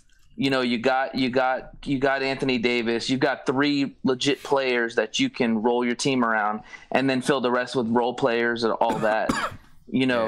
But I don't think that they want to trade KP. Now, you said that you think that KP is probably going to be asked and should be asked by the Hornets. Of course, by the Pelicans. By the Pelicans. The Pelicans. They've got to. Yeah, the Pelicans. They've got to. It'd be stupid. But I mean, if I'm the Pelicans, I'm starting there thinking that the Knicks are going to say no, ready to negotiate down. But that's why I start. Exactly. Let's talk about KP. That's why I start. Exactly. That's why I start my negotiations. And I agree. I think that it's right for them to ask that. But I think if New York's smart, they're not going to trade KP unless KP has said to them, hey, it's going to be tough to resign here because you're not going to give me the money I want, whatever's going on. Then yes, I definitely throw him in there. But I'll throw this in there too. I know you talked about Hardaway. I want Hardaway out. So the only way I'm making this deal is if Hardaway's going in that deal to New Orleans. And I think they would value him because they need a shooting guard. I don't even know who their shooting guard is right now. I think it's like Moore or something. They could use a guy like Hardaway to go with Jrue Holiday and all that. All right, let's see. Let me see what Ant's got to say. Ant. Sam, we've been having a good discussion. It's like two sides of it right now. All right. But me personally, I think if I would get on the phone with the Pelicans and tell them everyone is available and everything is available but Porzingis. You can have whoever you want, whatever you want. You can have Knox, you can have Frank, you can have our first round pick this year, but you can't have Porzingis. I think the only reason this makes sense is to pair him with Porzingis. If you trade Porzingis to get Anthony Davis, are you really that much better? So I think the only reason this makes sense is to pair him with Porzingis. And even if they think Porzingis doesn't want to be here, what you do is you pair him with Anthony Davis and they say, I dare you to leave a winning team in New York. Porzingis is not leaving that situation. If he has Anthony Davis next to him. And then if they can still figure out a way to get rid of Tim Hardaway and Courtney Lee, they would still go into the summer with $25, $30 million to spend. To me, that's the position that they want to be in. I don't think we give up Porzingis. And I saw some people say, like, give up Porzingis and the first-round pick. No, that's too much to me. It's too much. Even, the Lakers offer, one of the Guillermo points in the chat was he was like, the Celtics and Lakers all have better assets than we do. And my point was, they don't if we offer Porzingis. So it's going to be tough. But if it means giving up Porzingis, I don't see how it's worth it. I don't see how it's worth it. I think you try to get a guy in the summer if you got to give up Porzingis. Yeah, I agree with you. I think giving up Porzingis defeats the purpose. Yeah. Maybe you're a little bit better, because Anthony Davis, I think, is a better player than Porzingis. So maybe you get a little bit better, but if you still don't have, pieces to put around them, right. What you don't want to do is turn into the New York Pelicans. Yeah, what's the point? And then what's going to happen? I don't know. I doubt that the Pelicans are going to go to Anthony Davis and say, do you want to, would you trade, would you go to New York? They're going to give us Porzingis, this, that, and this and that. Would you go to New York? They're not going to go to him and ask him that. Right. But I think if you trade Porzingis, right? If you trade, you better make sure that Anthony Davis is signing a long deal with you, because if not, he's leaving in 2020. And then another point nobody's bringing up is if you tell Anthony Davis, okay, we're sending you to New York, but when you get there, there is no Porzingis. Why would he stay in New York, and he would now be the only guy? People saw what happened with Melo. The league, a lot of the players, they took notice about what happened to Melo, and they don't want to be that only guy in New York. Right. Exactly. Anthony Davis, his whole incentive to re-sign with the Knicks would be to play next to Porzingis. It wouldn't be to be the only guy with Kevin Knox. That's not going to be enough for him. I agree. And big shout out to the entertainer. If you guys, you guys know who the entertainer is. Make sure you check out his channel, man, because he's online. He's online all the time. He's live all the time, right? So you want to get on and just listen to some games and talk sports. Check out the entertainer. He's always on. Sports from all across, from everything, from football to baseball to basketball. He's on. Check out his channel. But anyway, he says the first overall pick is more valuable than KP, not because Zion is better than KP, but because he will be making $8 million when KP will be making $40 million in cap space. And that makes a lot of sense right there. That makes a whole lot of sense. Because if Anthony Davis goes, then the Pelicans, I think that the Pelicans will be looking to do a rebuild of their own, right? And you want to start with young talent that has value instead of starting with someone like a KP that like the entertainer just said is going to be making $40 million a year. So yeah, that makes a lot of sense. And another thing is KP is not resigning in New Orleans. That's another aspect we got to look at. Because why would New Orleans trade for him when they know he's just going to take his qualifying offer and bounce the next summer? Yeah, that could be. Yeah. So yeah, there's definitely has some power here. There's definitely a lot of factors going on with this here. Let me see. Let me see what I don't know. Has Mark stopped talking yet? Can I get to Mark? No, Mark got something to say. But will he know that I'm speaking to him? Because yeah, he got you. All right, Mark, are you ready? Mark, just give me a thumbs up if you're ready, man. Give me a thumbs up. Okay. All right. 2 thumbs up. All right. Everybody in YouTube land, turn your phones down just a little bit. Turn the volume on your headphones down or whatever it is, right? Because Mark is about to blow your ear off. Mark, Mark, what's good? What's good, Sid? I'm good. Can I talk about defensively what we saw today with the Knicks? Just real quick. Okay, go ahead. Yeah, go ahead. The pace that we was playing at today, that is what Fizdale runs. What we was playing, you see how he was getting up and down and how Knox was scoring without thinking? He was more what's that word? He was more into the game more than out of the game because he was able to run the court, not think, just go. Okay. That pace and that point guard that we got from G League, he's tough. He look like he know how to run a team for his minutes that he plays. Yeah.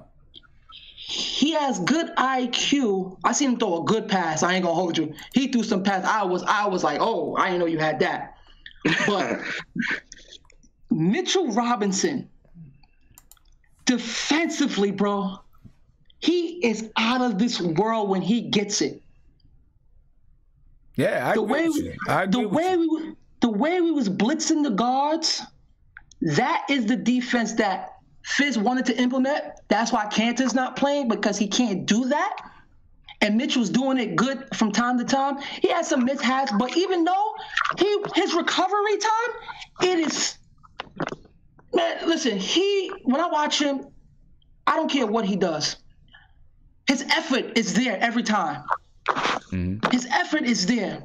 I hear y'all talking about Trey and stuff like that. I don't really care right now about Trey. But defensively, for the first 3 quarters, that is what I was talking about. That pace that we was playing at, so we was able to score until the Hornets clamped down, made us play half-court defense, and that's when we lost because we couldn't score. Right. But now, what you want to talk about? What do you want to ask me? Because today was a day with my brain, I couldn't control myself. I was all over the place. I left work early. I couldn't. It's so many things going down, so many scenarios, but I want to hear you. What's going on, Sam? Hold on. Where do you work at, Mark? Where do you work? Or what do you do? Huh? You don't have to tell me where you work. What do you do? I video edit. For who? I freelance. All right. I thought you was going to be like Tommy from Martin, just like kind of give us a vague answer. Nobody knows where you really work at or what you really do. You know what I mean? Yeah, Mark, I'm just a private person. You have to ask me to know. I'm just not one of the people that just talks about myself. All right. So let's talk about Anthony Davis and Porzingis. Okay. I want to hear you first before I... Well, my thing is, I'm with Ant, right? Okay. It makes no sense if you try to trade for Anthony Davis and not want to put him next to KP. Okay. Because now you're going to be right back in the same scenario, right? Okay. You're going to be in the same scenario, no real pieces around Anthony Davis, blah, blah, blah, blah. Okay? If you're going to try to trade for Anthony Davis, if you're going to be aggressive in it, you want to have KP. So now you got both those guys. Some people say that they can't play together. I disagree. I think that they can. Oh, no. I think it would be really, really nice together. And then, but, if you do that, then you're selling out and you're stopping the rebuild. Yeah. Right? You're stopping the rebuild. There's 2 scenarios what could go down for the Knicks. There's 2 of them. Okay. There's 2 options. The first option is if KP was on a deal, right? It would be KP. That first round pick, I don't care. I'm giving up that first round pick for Anthony Davis because Zion ain't Anthony Davis. Yeah, I'll give that up easy. Yeah, I have no problems with that at all. The thing is, we will keep Knox in that deal. I will be fine keeping Knox in that deal. Mm-hmm. And I think Frank will be gone, and I think Tim Hardaway, because we will be taking on either Frazier or Wesley Matthews. Yeah. When Anthony Davis come over, that is one. Now, the other one is that let me stop you right there for 1 second. Yeah, go. I would really, ideally, I would love to keep Knox and KP and Frank, right? But that's not going to happen. One of those young boys got to go. They're going to go. That's not going to happen. Yeah. I would, without a doubt, trade Frank Ntilikina. Put Frank Ntilikina in the trade for Anthony Davis. I mean, there's no doubt about it. But I would love if we could keep him. I really would like to because I think that's how he would. Yeah. He's the kind of guard. Yeah. That you want with Anthony Davis, Porzingis, another shooting guard. Shooting guard that can score. He's the kind of guard you want. Someone who's going to play defense. He's going to get in the basketball. He's not going to be egotistical about his shots. That's who you want with someone like Anthony Davis and Kristaps Porzingis. And the other option is that we will keep Porzingis, right? But Knox would be on the deal. Frank would be on the deal. Tim Hardaway, Mitchell, the first round pick, the 2nd round pick for the Charlotte, and an unprotected 2021 pick will go if we kept Porzingis. That's like, I would prefer that deal to keep. I would love to keep Porzingis over anybody else. But what the news today, But that was that Bleacher Report deal. That's still a lot. That was that Bleacher Report deal. That's still that is a lot. But that is a lot. But what you're not understanding, that 3-year deal with the Hardaway, we have to get that out of here. Because why? Now, the rumblings is going around like everybody's so hype about the Lakers, blah blah blah blah blah. New Orleans asks for everybody the standard because the Western teams aren't going to help the Lakers. That was the biggest news anybody could have heard today if you're not a Lakers fan. They do not want to help the Lakers, and the only way they're talking to the Lakers, if Kuzma's on the deal, Ingram's on the deal, Lonzo Ball, your 1st-round pick, and Zubac. Those boys. And I don't think the Lakers are willing to give up that whole ranch. So they're in a dilemma. That's what they have to start off with. So now, this talk with the Celtics, another report came out, and this made it just so sweet. Anthony Davis don't want to play with Boston, guys. Right now, he's really, really, really considering New York as a valuable spot. Because guess who said it? And I woke up 7 in the morning, I heard this off my television. Brian Windhorst. Right. Yeah, I heard it. And the way how he said it like, if we load what Bleacher Report said, that's going to get the job done. Because I've been telling y'all, Zion is going to sell tickets. And what y'all not understand is that Anthony Davis couldn't even sell tickets in his own arena. They want that number. They want that pick because we're going to be a bottom 3 either way. Either way. Right. And there's another rumbling that Kyrie. Remember I've been saying is a 50-50 chance with Kyrie. They think he might not even sign with Celtics because guess what? Him and Anthony Davis is talking about joining up.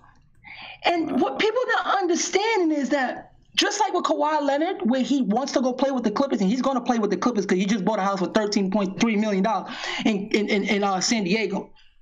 I don't think he's staying with Toronto, guys. So that's how I feel with Boston Celtics because he didn't ask to go there. It was either the Heat, the Knicks, or the Spurs or the Timberwolves. Why was Boston on line? Because Cleveland wanted that pick. So that pick was more better than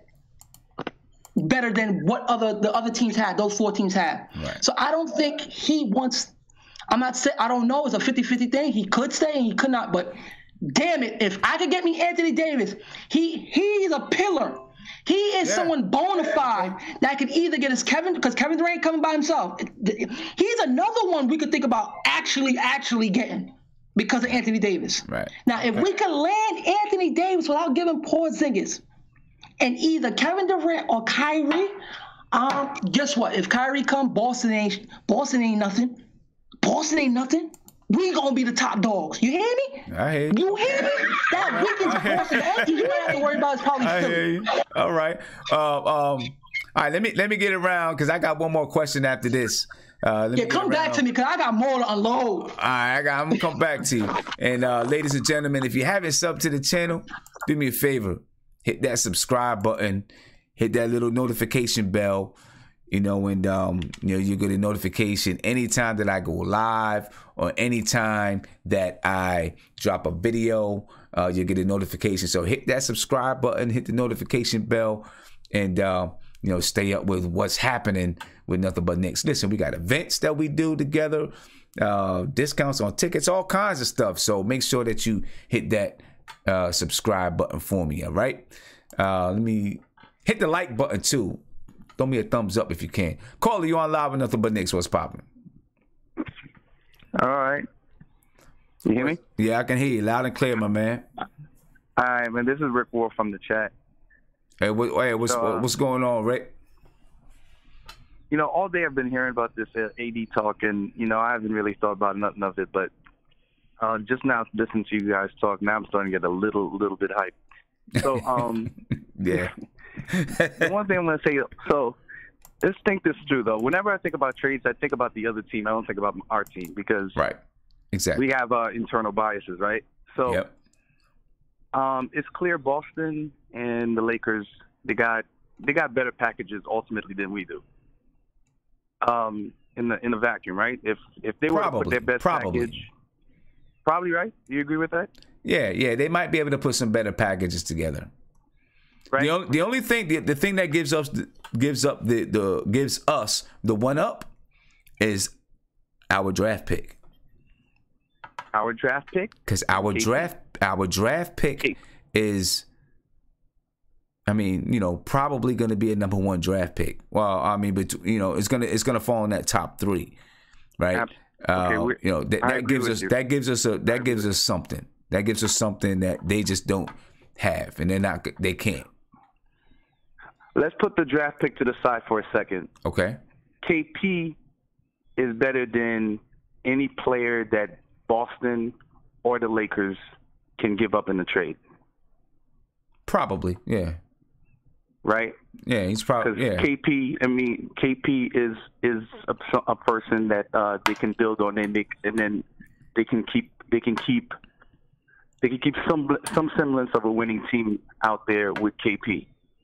So, and I agree with I think it was Nate that said that, or I think you almost said it, that either the draft pick or KP. I would give up KP before I give up the draft pick, and here's why: is because I have Mitch. People sleep on Mitch. Like, Mitch can be a center of the future, and you put him with AD, and Mitch is AD's understudy. Like, he trained with AD like during the when he was in high school and what have you. So that's his man right there. So I would give up KP, and then also utilize this opportunity to dump salary. Like, it doesn't have to be just AD. I would take AD and some expirings and see if we can unload Lee and Hardaway, because like I think Nate said, they have no 2 guard. Right? Uh-huh. You unload those salaries, and you can give them Knox. I mean, you got to give them some young players to sweeten it, but we keep that draft pick. I would keep Frank. We keep that draft pick, and now we're going into the summer with AD and cap space for KD. You telling me KD and AD is not? I mean, I don't care who else you add to that squad. Well, I mean, we're not the best team. We're not the best team in the East. Well, you're gonna have to do some work to make sure that you have that cap space in the summer, right? Because when you trade for Anthony Davis, well, you have to get a trade Anthony. You have to get Anthony Davis and like one of their bigger expirers, like Mirotic. Yeah, you gotta do something to make sure you preserve that cap space. Yeah. Because if you Perry knows how to do this. Perry knows how to. I mean, I can do it on the trade machine. Of course. But you get one of their bigger expirings, like Wesley Johnson, Mirotic, or something like that, to accompany AD, and then either way even if you were just trading for AD, you're gonna have to throw big money in there, like a Cantor or a Hardaway or Lee anyway, just to make the monies match. So you're gonna be sending money out. So take this opportunity to kill 2 birds with 1 stone. Send those get Lee and Hardaway out with that deal. Okay. Take AD back in expirings, and then you give up your young assets, keep your draft pick.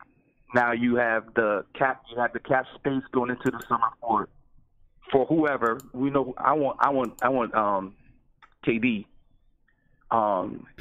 You have the cap space, and you have AD, and you have Mitch at center. I'm just holding on to this. Just holding on to a KP thing. I love KP, but if I'm getting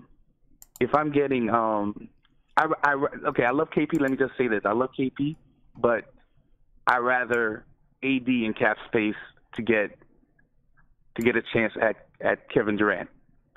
Because honestly, you get those 2 on the squad, it's a wrap in the East. Okay. It's a wrap. All right. Tell me if I'm wrong. No, I mean, you get those 2 on the squad. You it's a wrap. It's you got to add some pieces around it. But yeah, you're right. You got to add some pieces, but you get KD and AD. That's finals, guaranteed trip to the finals. Yeah. That's not. You can't say the same if you have KP and AD, because you're gonna need wings. You're gonna need a guard. You're gonna need whatever. But with KD and AD, it really doesn't matter who the surrounding pieces are. Well, I mean, I think some stuff's gonna matter, because if you got somebody, I know what you mean. I know what you mean. Exactly. But I feel pretty confident that you get those two on the squad. I feel pretty confident that we get to the finals. Okay. Let me ask this. I appreciate the call. Well, I'm gonna ask you this just real quick and give me a quick answer. Then I'm gonna get to the video chat. And shout out to my man Marty Knicks. He said, if they trade KP, I'm done with the Knicks. It's Melo all over again. You know what? This is something that's going to be split with Knicks fans for a long time. But this is the Melo deal done right. I mean, we did the Melo deal, but we did not get Chris Paul, like somebody said before. Right. Well, time, it would have to be. If you do it with the cap space, you're doing it right. Yeah, it would have to be. We'd have to see what happened afterwards. To make sure that they did the right things. Let me ask this though. Let's say we don't get Anthony Davis, which I feel like that's really the truthful scenario of the way things will be. Then we should look at the fallout, right? Because if we don't get, let's say Anthony Davis goes to the Lakers, then now you're talking about some other players that may come available, like Drew Holiday, right? Instead of looking and being aggressive about getting Anthony Davis, well, no, let me back up from there. Why does he become available? Well, let me back up from that. I think you have to be aggressive and try to get Anthony Davis. I believe you do. I believe you got to look at that opportunity and see if there's something there for the Knicks.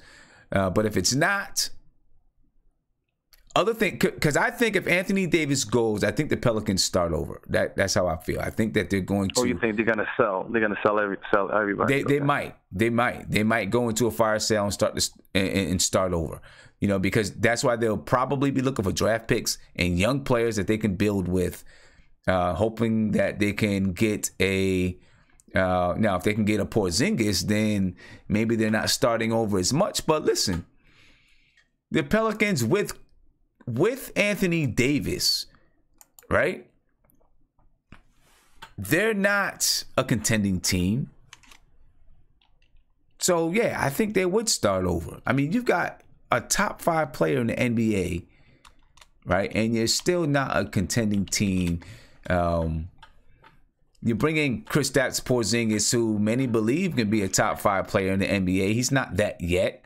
You can't think that you're going to bring him in and just. Do you think if they have Kristaps, Timmy, and Drew, you don't think they're a playoff team out there? Maybe. I mean, right now the Pelicans are 22-28. Right? Maybe Porzingis. I mean, they're not going to be a playoff team this year because Porzingis, with his injury. Yeah. But next year, if you have Drew, Tim, and KP. So let me ask you this: they still have Randall. So I think that's a pretty good squad. Okay, so if they would be a playoff team in the West with Drew, KP, and Tim Hardaway, right? Then looking out, if we look at the, what could happen with the fallout of Anthony Davis being traded somewhere, and we were to bring in Drew Holiday, then we would have Drew, KP, and Tim Hardaway.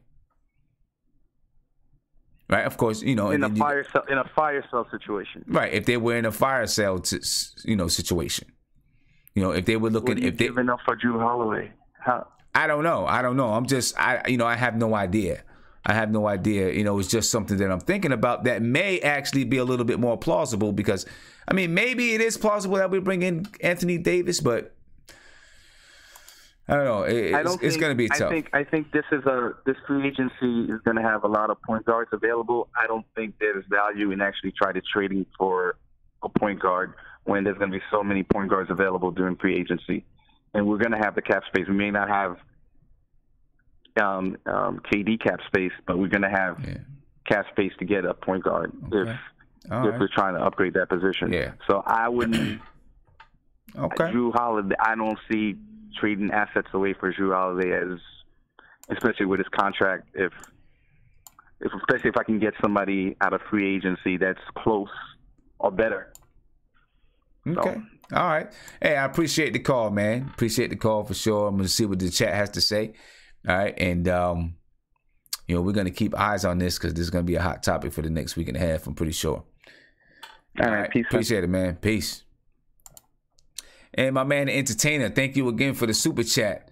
And he says, simple math. With extra cap space, Zion and Anthony Davis, plus another max, is better than KP and AD. That could be, that could be the case. It depends on what we think Zion Williamson, is going to be. It's so many scenarios, man. So many scenarios going on out there. It's going to be an interesting week and a half. Caller, you're on live with Nothing But Knicks. What's popping? Sam, what's going on, brother? I'm chilling, man. How are you? All right, bro. It's Ron. Hey, what's up, Ron? Lot of stuff going on, man. What do you think? Man, brother, when I heard this, I remember us having this conversation a while ago. I remember me even popping a question to you, say, "Yo, Sam, if Anthony Davis becomes available, what do you do?" Because I remember we were talking about the rebuilding project for the Knicks. Was it a 3-year plan, 5-year plan? So what happens after? And I remember posing that question to you, like, man, you got me there. Like, I remember asking you that question. Yeah, I remember. I remember you asking, "What do you do if a situation comes up? What do you do?" And it's right here. Obviously, the Knicks feel like, because if you bring in Anthony Davis, you are abandoning the rebuild. Right. You're abandoning. Right. It's done. Right. Well, I think the key player here that may change this whole thing with the Knicks and the Lakers is Jim Dolan going to stay out of it? Because that's what happened with the Melo situation. Dolan came in at the last hour when he knew Melo was gonna go to the Nets, and then last minute Dolan's like, no. Give them what they want. I want Melo, because originally it looked like he was going to the New Jersey Nets originally. Yeah, it did. I remember that. And then Dolan got involved, and I guess I kind of I guess I rubbed this guy Donnie Walsh the wrong way, and and Melo came to New York. But my question to you is, we got Melo. I know he wasn't no LeBron, but would you consider Anthony Davis right now a superstar? Yes, I do. I do. So we don't have a superstar. I think he is a superstar. I love KP, but we have a guy who may be a superstar, but Anthony Davis as of now is a superstar. Now, as far as I know, at least you can tell me if I'm wrong, I don't remember the Knicks ever having two superstars on the team at the same time, ever. No. So so my question is, if you bring Anthony Davis, does that increase our chances to bring another superstar to New York, or who's a better draw, KP? Because I'm pretty sure the Knicks are doing their homework right now, going around the league, finding out, through their back channels, is which free agents wants to come to New York. Now, I've been hearing rumors about KD wants to come and Kyrie, but the question is, because New York is a different situation. New York sell tickets regardless. Well, we're in last place, first place. That's not our problem. Our problem is that we can't put a winning product on. But the fans are going to come regardless. It's just question is, we have an opportunity now with this free agency coming up this year and maybe next year that possibly you can have two players in their prime. Anthony Davis is in his prime. That's like you say, he's a generational player. That just doesn't come. That just doesn't come around. It just doesn't. Right. Right. You know? So my thing is, if you bring Anthony Davis, that's a possibility. And then, of course, you have to look at who's our competition in the East. And if we make it out of the East, do we even have a shot? Because what's the point of making all these moves and trades to go lose to a better team in the West? So, you know, I'm pretty sure right now Scott Perry, you know what I'm saying? Like, you know, what's the purpose of making all these trades and all the moving contracts and signing free agents to go get blown out by a team in the West? Right. You know, I mean, so right now, the question is that I'm pretty sure Scott Perry, they have a short-term goal and a long-term goal. But, of course, Anthony Davis changes all that. And, of course, he's not really in control because from what I heard, he doesn't have a no-trade clause. And from what I heard from your show earlier, it looks like in the West, they don't want to help out the Lakers. But the same token is you don't want to help out the Celtics. You don't want to. So you never know. I mean, there may be a third team may try to sneak in there, but that top pick, that's very attractive to that's going to be very hard for anybody else to outbeat us if we get the top pick. That's true. Right. That's true. That's true. Hey, man, it's going to be a lot happening, you know, between now and the deadline. And look, you got how many days? 10 days until the deadline is actually here. I don't know if this happens by the deadline. I know, bro. I've heard a lot of fans after the fact when Melo came to New York, we should have waited till he became a free agent. But, you know, the Lakers said the same thing about Paul George. Everybody thought for sure he was going to L.A., and look what happened. Right. He went to OKC, he liked it, and he resigned. So there's no guarantee that Anthony Davis goes to another team. He likes it, and they make him feel at home, and then he doesn't come to New York. Right. So, you know, it's a gamble either way. It is. It's something. And, you know, listen, the Pelicans don't have to do anything. They could just say, you know what, we're gonna hang tight until we get the kind of offer we want. He's on the books till 2020. They got time. He's on their timeline, so they can say, hey, we're not in no rush. We're gonna wait till the summertime. And if that's the case, then the Knicks needs to make sure that nobody, you know, the Pelicans or anybody try to, you know, play them and try to, you know, throw us off our plan, and we go back to the drawing board. Because right now with this KP situation, I keep hearing the thing about, you know, if San Antonio makes them an offer, we're going to, you know. But in my mind, I'm thinking right now as far as the history of the Knicks, and it depends on Scott Perry, how he wants to build this team. Does he believe that we could build a team with two superstars and get – because, you know, if you got two superstars, you'll have guys who will come to the Knicks and play for less money, veterans. They'll say, you got KP there?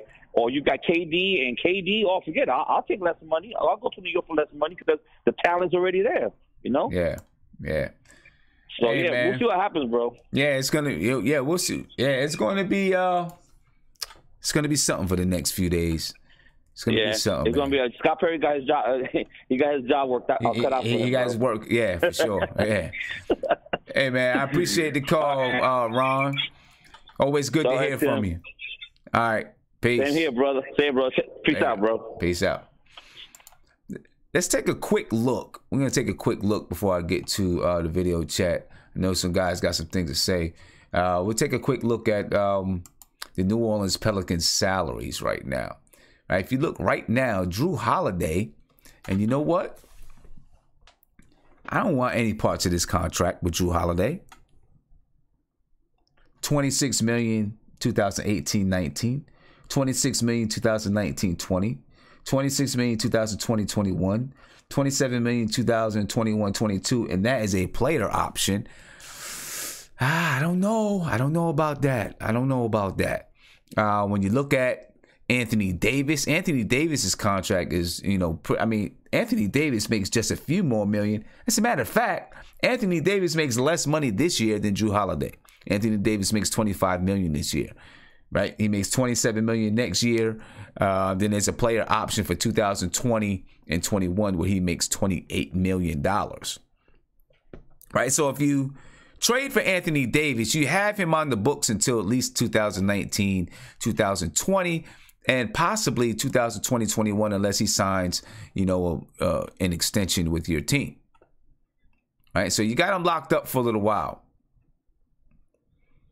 All right, who else on their team? Other than that, if you look, you know, after this year, they've got a lot of expiring contracts at the end of this year. Meritek, Julius Randle has a player option for this year. Wesley Johnson, Elfrid Payton, Darius Miller, Ian Clark, Tim Frazier. So they're, you know, they have a lot of expiring contracts. you know, they have some room. They can deal some stuff. Right. So although Jrue Holiday is on the books for you know, a lengthy time, there's no one else past 2019, 2020, except for that's it. You know, there's no one else. There's no one on the books past 2019, 2020. So yeah, the Pelicans can afford to be a little bit patient and actually negotiate because they have some flexibility. They have some flexibility, but that Jrue Holiday contract, I don't know if I'm with that. Going into I don't know if I'm with that. I don't like that contract. I don't like that contract at all. All right, let's check out. Let's see what's going on. Let's talk to the video chat. Let me see who we want to get to. Everybody want to be able to say something. Isaiah got hand raised. Mark, Nate. The only person that don't, I'm gonna see what. Well. Let's see. Let me see. Isaiah's sleeping. You know what I'm saying? Let me see what Kareem got to say. And then I'm gonna come around and get to everybody. Then I'm gonna come to Nick. Kareem, what's going on, man? What's your take on this whole situation? Dad, yo, to be honest, man, you had the last guy, Ron. Ron made a lot of good points, yo. I mean, earlier I was thinking it was kind of cut and dry. Just thinking about, you know, hold on, let me mute. You know, just thinking about the prospect of what it would take to get Anthony Davis had me feeling like, you know what, I'm not with it. But now, I mean, I don't know, man. I don't know. I mean, I would love to have him on the team, of course, with KP. Let me just make this clear. I'm not trading KP for nobody in the NBA. That's my feeling about KP. Okay. He's ours. You know what I'm saying? His first points has been as a Knick. I'm a Knick fan. You know what I'm saying? He's ours. I don't care all about who's better. I mean, at this point right now, Anthony Davis hasn't won nothing. He's been injured in crucial times of his franchise, you know, status. You know what I mean? He hasn't been there. He's not that guy, in my opinion. He has all the talent, but he's almost as unproven as KP is. And I take my chances with KP. Anthony Davis probably didn't hit his first three-pointer to maybe his second, third year in the league. Like, KP is a different dude. Like I'm saying, I think we just need to give him time. I mean, if anybody has any thoughts about trading KP for Anthony Davis or for anybody, that's my thoughts about that. But as far as going after him, maybe with the pick. But listen, if we trade for him, our pick may not be a top pick. You know what I'm saying? If he comes over to the team, we might start winning some games. That's true. So, that's true. That may change some things. That may change a lot of things, right? I didn't even think about that. But yeah, if you trade for Anthony Davis right now, then there's going to be some other pieces that come along with it. Yeah. And he plays this season. You know, that's going to change a lot. That could change a lot of things as far as that pick is concerned. Yeah. Yeah. I mean, hey, listen, I mean, for the fact that someone like AD might be looking at us as a destination, I think that just says a lot about Fizdale and you know, the job that he's doing, and you know, whether people think he's progressing the players as good as they should be or not, or people know he's not dealing with Tim Hardaway, you know, it still says volumes about who we are as a franchise today. So I mean, I just take that and say, you know, I just want us to keep moving forward, you know, establishing, you know, the young guys like, you know, Kadeem Allen, he looked like a keeper. I really like what I saw from him today. You know, we got, you know, one of these top picks, you know, coming up. Who knows what it's going to be? Number one pick, whatever. We got KP coming back. If we could you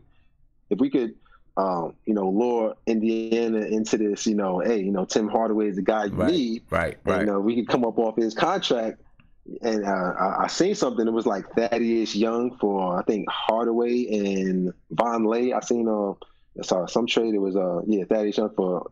Yeah, I mean, Thaddeus Young has expiring contracts. So I'm just saying, I'm still looking at that as far as us moving forward. Something realistic that could happen by the trade deadline. Yeah, but and you know, with the AD thing, and my man B Baller for real said he's been saying it all night about you know, AD's coming to the Knicks, changing that draft pick. I didn't see it. My bad, B-Ball, for real. I didn't see it. Oh, okay. But I guess the solution for that would be if you get past the trade, I mean, it makes it tough because if you get past the trade deadline and he's not traded, now you're good, right? Now your draft pick is going to be what it is, right? You know, probably going to be in the top 3. If he can get past that trade deadline, but then obviously with the Knicks, they'd have to look and see if it looks like he's going to get moved, right? Then they have to be like, okay, I don't know. Yeah, it's going to be a tough dilemma for the Knicks. Because I don't want to give up Knox, man. I don't want to give up Knox. I don't want to give up. I don't want to. Yeah, I don't want to give up. We would have to give him up. I mean, one of those young guys is going to go. Yo, I mean, I was thinking about the Cousins trade. Like, I don't want to say that Cousins is as good as AD, but at the time when he was traded, his numbers was as good as anybody's. Right. And people were saying, oh, you know, they got Buddy Hield. At the time, I think Tariq Evans, he was on an expiring contract and a draft pick. And, I mean, I think that would be something realistic for the Knicks to, you know, have to be looking at if they was going to try to make a play for AD. That's Knox and maybe the pick. And, I'm not willing to give that up, man. If AD want to come to New York, man, let him wait until he become a free agent, man. We moving forward regardless, man. People want to come. People want to come to New York. That's a good thing, man. But he'll be a free agent soon. He could come then. You know what I'm saying? All right. He might be a free agent soon. I don't know. He might re-up with somebody. We'll see. But yeah, it's gonna be this is gonna test. It's gonna test Steve Mills and Scott Perry and him. It's definitely gonna test them. This is a test right here. You know, they're gonna make us proud. I'm confident in this. They're gonna make us proud. Yeah, this is a test. Hopefully, they make the right move. Nick, let me see. Let me come to you, Nick. What's going on, man? What do you think about the whole situation? Hold on, Mark. All right, go ahead, Sam. Yeah, what's up, Nick? What do you think about the whole situation? I think it's interesting. I'm glad we're in the position to even be considered, number one, because it shows you a little bit with the way the league is, you know, our reputation around the league. At least when you look at just me and Mark were talking about this with Steve Mills and Scott Perry. Like, just the fact that people are like, you know what, the Knicks could get this guy and keep him in some type of capacity. That's big, man. I mean, we were a laughing stock. They wouldn't even consider the Knicks, you know, 2 years ago when Phil Jackson was at his peak, you know, peak BS, you know. Right. But to be honest with you, I don't feel like we will get AD. Me either. And the only reason why I don't feel like we'll get AD is because when you think about, hold on, let me just mute this person. Yeah, so the reason why AD is kind of risky is because he's still with Clutch Sports, and that's LeBron. That's LeBron, man. Like, yeah, LeBron pulls strings for a reason. Yeah. So LeBron end up saying, "Hey, look, you got to come to LA," and he goes to LA, and we trade KP, we trade a draft pick. We in the dirt. Yeah. You know, we got nothing. Yep. So I think it would be actually better to do the second trade he proposed for Drew Holiday. Get Drew Holiday, because even though he's like $30 million, you got to think about the difference between AD and KP. AD does everything pretty much in line with what KP does, except for rebounding. Like, KP just cannot rebound as well as AD. Right. You know, and the idea of doing the same thing that Drew Holiday and AD does, just KP and oh God, it's so many syllables. It's KP and Drew Holiday. You put those two together, that's your dynamic duo. You get rid of Tim Hardaway Jr. and you put Frank Ntilikina at the 2/ your point guard, so you emulate Ntilikina being Rondo to Drew Holiday like they did last year in the playoffs. So you'll have a great defensive backcourt from, you know, Drew Holiday, Ntilikina, and KP at your front court, and then you just fill out with your wings. Hopefully you keep Knox. Hopefully you have your draft pick, and you trade future draft picks if you have to get Jrue Holiday. And I think we'll have a playoff team ASAP, like this year, next year, versus what we do, like getting AD, and that's one guy, and we hope that Kevin Durant, we hope that other people come in. I'd rather build a team rather than get the superstar to build a team. Okay. So and I get what you're saying, right, about some of these other trades that could happen, in the aftermath of Anthony Davis being traded, if he were to be traded, right? Or, working with the Lakers or whomever, that maybe you bring back some pieces that add to your rebuild, or bring back assets. Some way, the Knicks to be involved. So and thank you for the super chat, Michael Parker. He said, here's a wild card trade. He said, the Knicks send their pick and Tim Hardaway Jr. to the Lakers for Kuzma, Hart, which the Lakers could then send to New Orleans. I'm not giving up the pick unless I'm getting back Anthony Davis. I'm not giving up the pick for Kyle Kuzma. So I wouldn't do that at all. But okay, but that's along the lines. But that's along the lines of some of those other little trades that maybe it does help the Lakers and maybe it helps somebody else, but you bring back other assets in return. Those are some things that we could also think about in relation to this. Okay, but I don't think the Lakers going to trade Kuzma and Hart just openly, just for picks. Even though it makes sense to trade a potential superstar, like a top 3 pick, you're getting either Ja Morant, what's this other kid, RJ Barrett, or Zion, right? So either of those 3 is a building block for the future. I don't think Ja Morant is a number 3 pick, but he is where everyone has him. That's what he's top 3 is where everyone has him slated. So is he better than any of the 3 players that you just called out? I think the combination of those 3, I will do that over if we were to get RJ Barrett, because RJ Barrett to me isn't as good. I don't think we should. I think Josh Hart could actually make Ntilikina better. I think he could make whoever the guard that you pair him up with way better than they actually are. So it's a potential in there. It's like 3 players to add up to what one potential superstar in the top 3 could be. I mean, come on, man. It's like maybe not. Yeah, and for the record, Jrue Holiday this season, right now, Jrue Holiday is averaging 21.2 points per game, 4.9 rebounds, 8.1 assists. He's shooting 48.1% from the field, 32.7% from 3.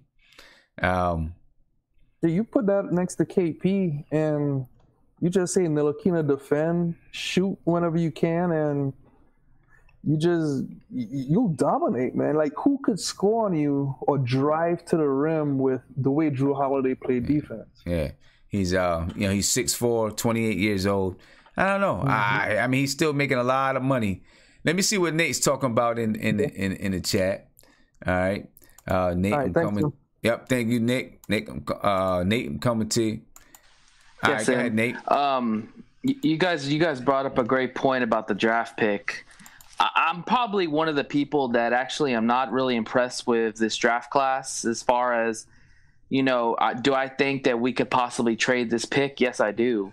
But let me say this. I only trade this pick if I'm getting a superstar potential player in return for it.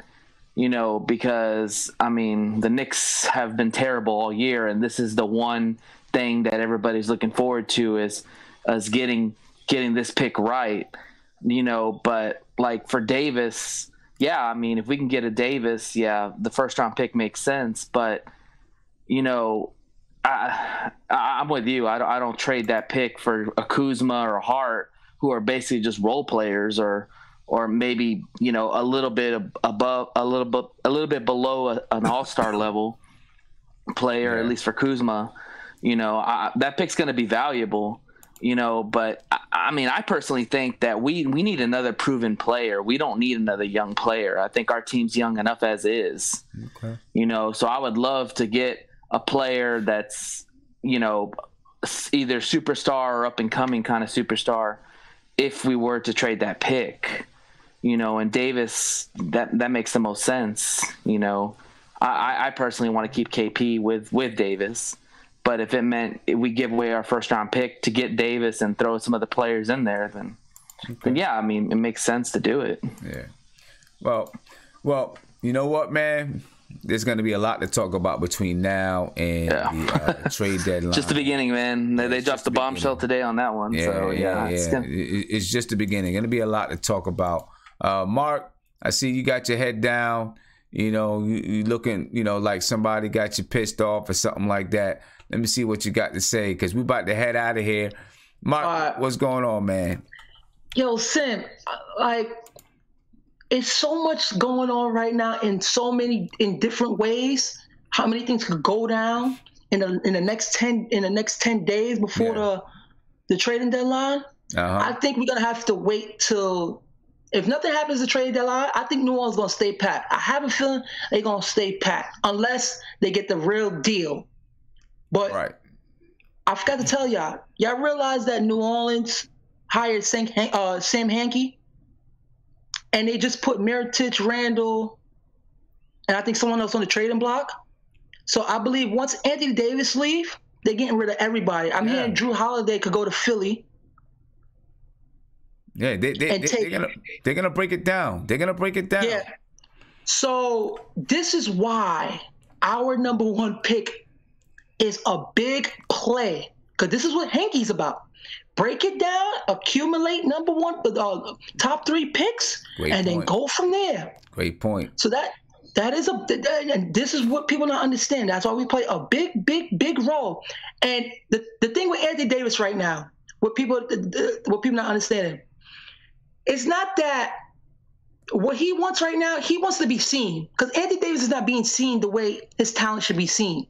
Nationally, everybody know about him, but there's a difference when you're being seen than people just knowing about you. Right. I think he wants that big stage attention. Because honestly, if he came to the Knicks, that's automatic. That's automatic. The biggest TV deal in sports, right there with the Lakers. That TV deal, we would be on TV. We would be on TV 40 nights. 40 nights. Probably so. 40 nights. We was on TV just because they thought Porzingis was going to come back. Right. So imagine you put AD. So he wants to be seen, and the report came out. The reason why he signed with Clutch Sports, everybody think it's him going to Lakers. There's a possible chance, but he wanted a buffer zone where he didn't want to look like the bad guy for saying, "Okay, I'm ready to go." He wanted the buffer zone, and Clutch Sports is the perfect buffer to get him out of Smoothie Center smoothly. No one's coming down on him. No one's angry. No one's angry. Everybody wants to see him somewhere else. This has been going on in the news for years. They've been talking about Eddie Davis for the last 2 years getting traded out of New Orleans. It's not like LeBron or Kevin Durant. It's different. Because Eddie Davis not being seen like Kevin Durant and LeBron yet. Okay.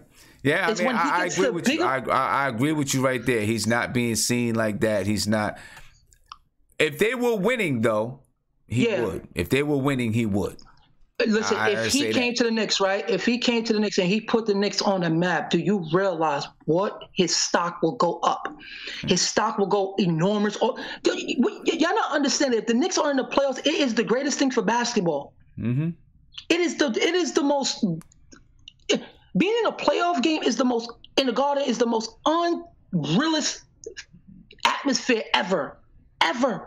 And if Anthony Davis could pull us to the playoffs, do you know what the TV ratings would be just for the Knicks? Yeah. I keep telling y'all know what that blue and orange look like on TV in the playoffs on Sunday contending? Just, do you know what that look like? Mark, just tell him what it was like when we walked on the court just to take that picture. Yo, bro, right? I got pissed off because I can't believe that these players don't play with effort. I felt like Puff Daddy on the floor, no lie. I felt like a star. I felt like I felt like I was meant to be on that floor. It just felt so different, even though it was a court. It just took me through a trance. I felt like I was in an elementary school again, and just my kidness just came out. It was just electric. It was electrifying. It was like seeing The Rock in his prime when him and Stone Cold, WrestleMania 15. That's how it felt. Mm-hmm. It felt like the Knicks should be in the playoff. The Knicks should be one of the teams that we need to talk about every day on a good spot, man. Listen, man. Do what it takes to land this big fish so we can attract people. You're not understanding. We attract him. Players know what Anthony Davis could do. They know they're going to get 20. He's a machine. 28, 13, 4 blocks. That's every night. His player efficiency is the thirdest in NBA history behind LeBron and Jordan. Every night. That kid don't have bad nights. If we could land him, we could land any other primary player. That is the big thing. Let's not talk about the Lakers because these Western teams are not trading to the Lakers. They don't want to help. They don't understand. Lakers is the most hated team because in past times they was able to fleece talent. They was always fleecing the surreal talent, and teams envy that. Yeah. Those small markets hate Lakers. They hate them. So if Anthony Davis don't get traded by the trade deadline, this summer is gonna be hectic, and the Knicks are big. And if we could wait till then, that'd be even better because we could see what's Kyrie gonna do. We're gonna see what Kevin Durant's gonna do. And if we could land Anthony Davis, that could either land as KD or Kyrie. Okay, all right. One of those two. Well, we see what's gonna happen, man. Let's get ready to wind this show down. You know, Wednesday night, man. The Knicks play the Dallas Mavericks. I don't know. You know, we don't know. But how much if we play defense that we play tonight, I'm happy. If we could play like that every night from now on, with Mitch at the 5, just terrorizing pick and rolls and stuff like that, I will be fine just watching him because his effort just makes me smile. I like to see effort on the floor, and he gives it 100%. Yeah. Luka's going to be in the Garden for the first time, right? Go out. That's going to be fun to watch. Seeing in the Garden. The Garden might entice him to want to be in New York one day. That question will be asked by somebody. You can almost guarantee that. Now you can almost guarantee that. Nick, I see you had something to say. What's going on, man? Oh man. Luka Doncic, man, the #1 overall pick that should have been. Yeah. Guy can bowl. That guy can play. Yo, I was telling people like 2 years ago, Luka Doncic was the #1 overall pick each and every year that was coming up. No one wanted to believe they were like a European #1. Anyway, he's proven everybody wrong right now. Like, hands down the best player this year. And I can't wait to see that game. I can't wait to see what's going to happen by the end of the trade deadline. Even though I don't think much is going to happen, I think a lot of stuff going to set up for the summertime. So we'll see. I do want to see Tim Hardaway get traded, though. I think he's feeling a little bit more efficient to improve his stock and value. Because, the one thing is that he's got to prove himself for his next contract, too, and he's not doing it right now. This is 2 years. He's had all the chances in the world to prove himself to be at least a valuable player.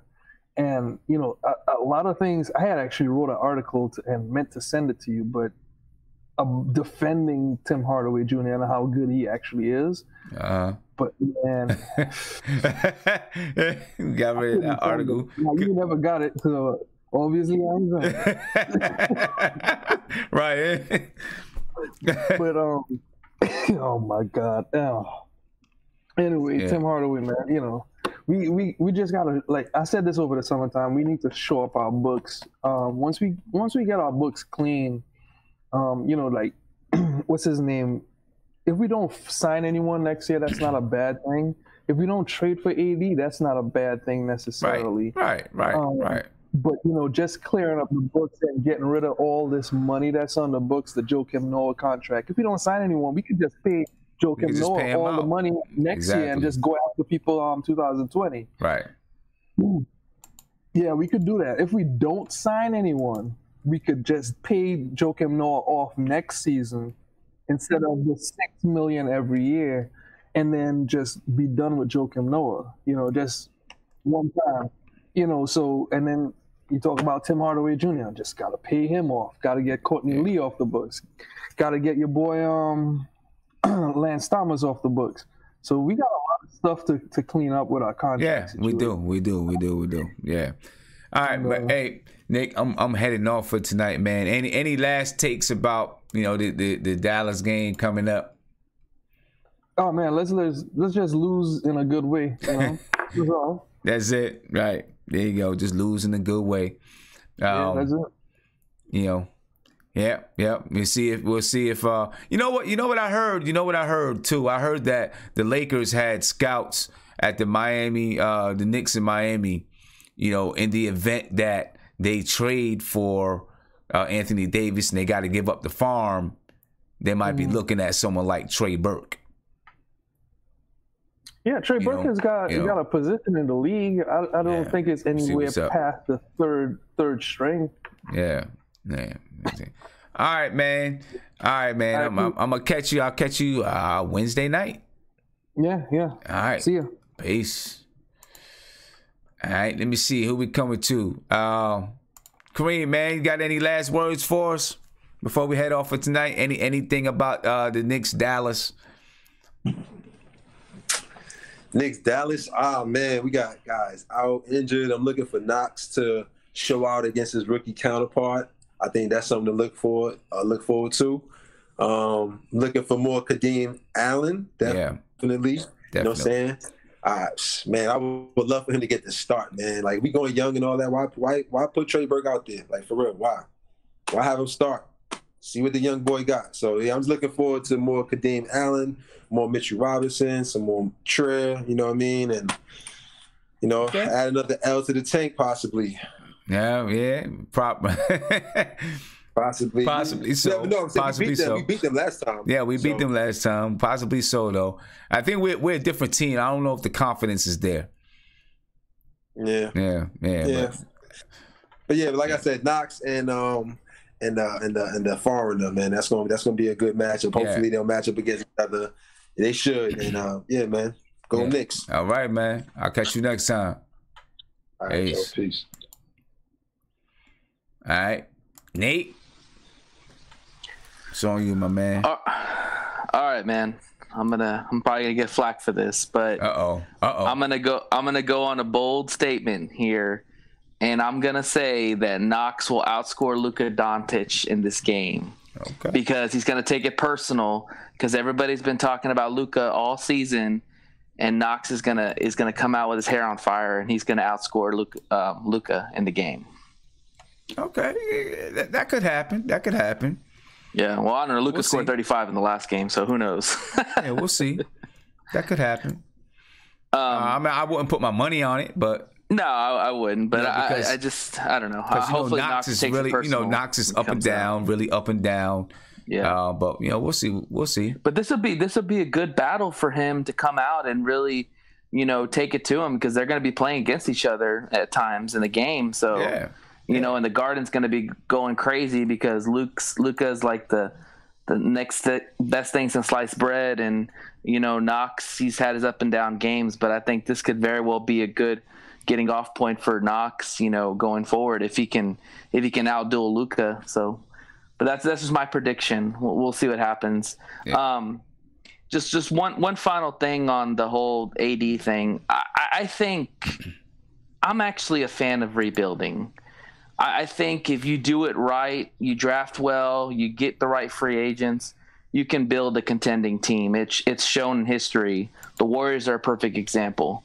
They drafted well, they got good players. The Spurs, same way, drafted well, got players when they needed to. It can happen. So, unless something crazy comes on the Knicks' door, I think the Knicks should just stay pat where they're at. I mean, they're going to have a first-round draft pick. I mean, a top top 3 draft pick at the best. And they've got young assets. They got KP coming back. And who knows, in 2020, Giannis becomes a free agent. If Davis decides to do a 2-year deal like most of these big-time free agents do now, I mean, he could be available again, So the Knicks just need to stay on the right path. I think that if they try to go with the home run, it could work, but I don't think New York wants to see that. I think New York fans want to see this play out, and see where this team can go. So that's all I gotta say. All right, Nate. I'll catch you on Wednesday. Have a good rest of your week.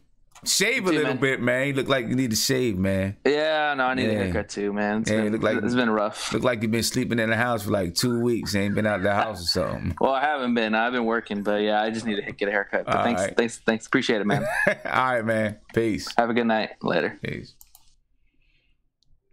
Mark, it's on you, man. Man. You the last one. Sorry for being hyper, but it's just like it's so much mayhem. Like when I woke up I heard AD's on the block. I said, "What the hell?" And then when I heard Ryan Windhorst say the Knicks are in play, like, bro, like.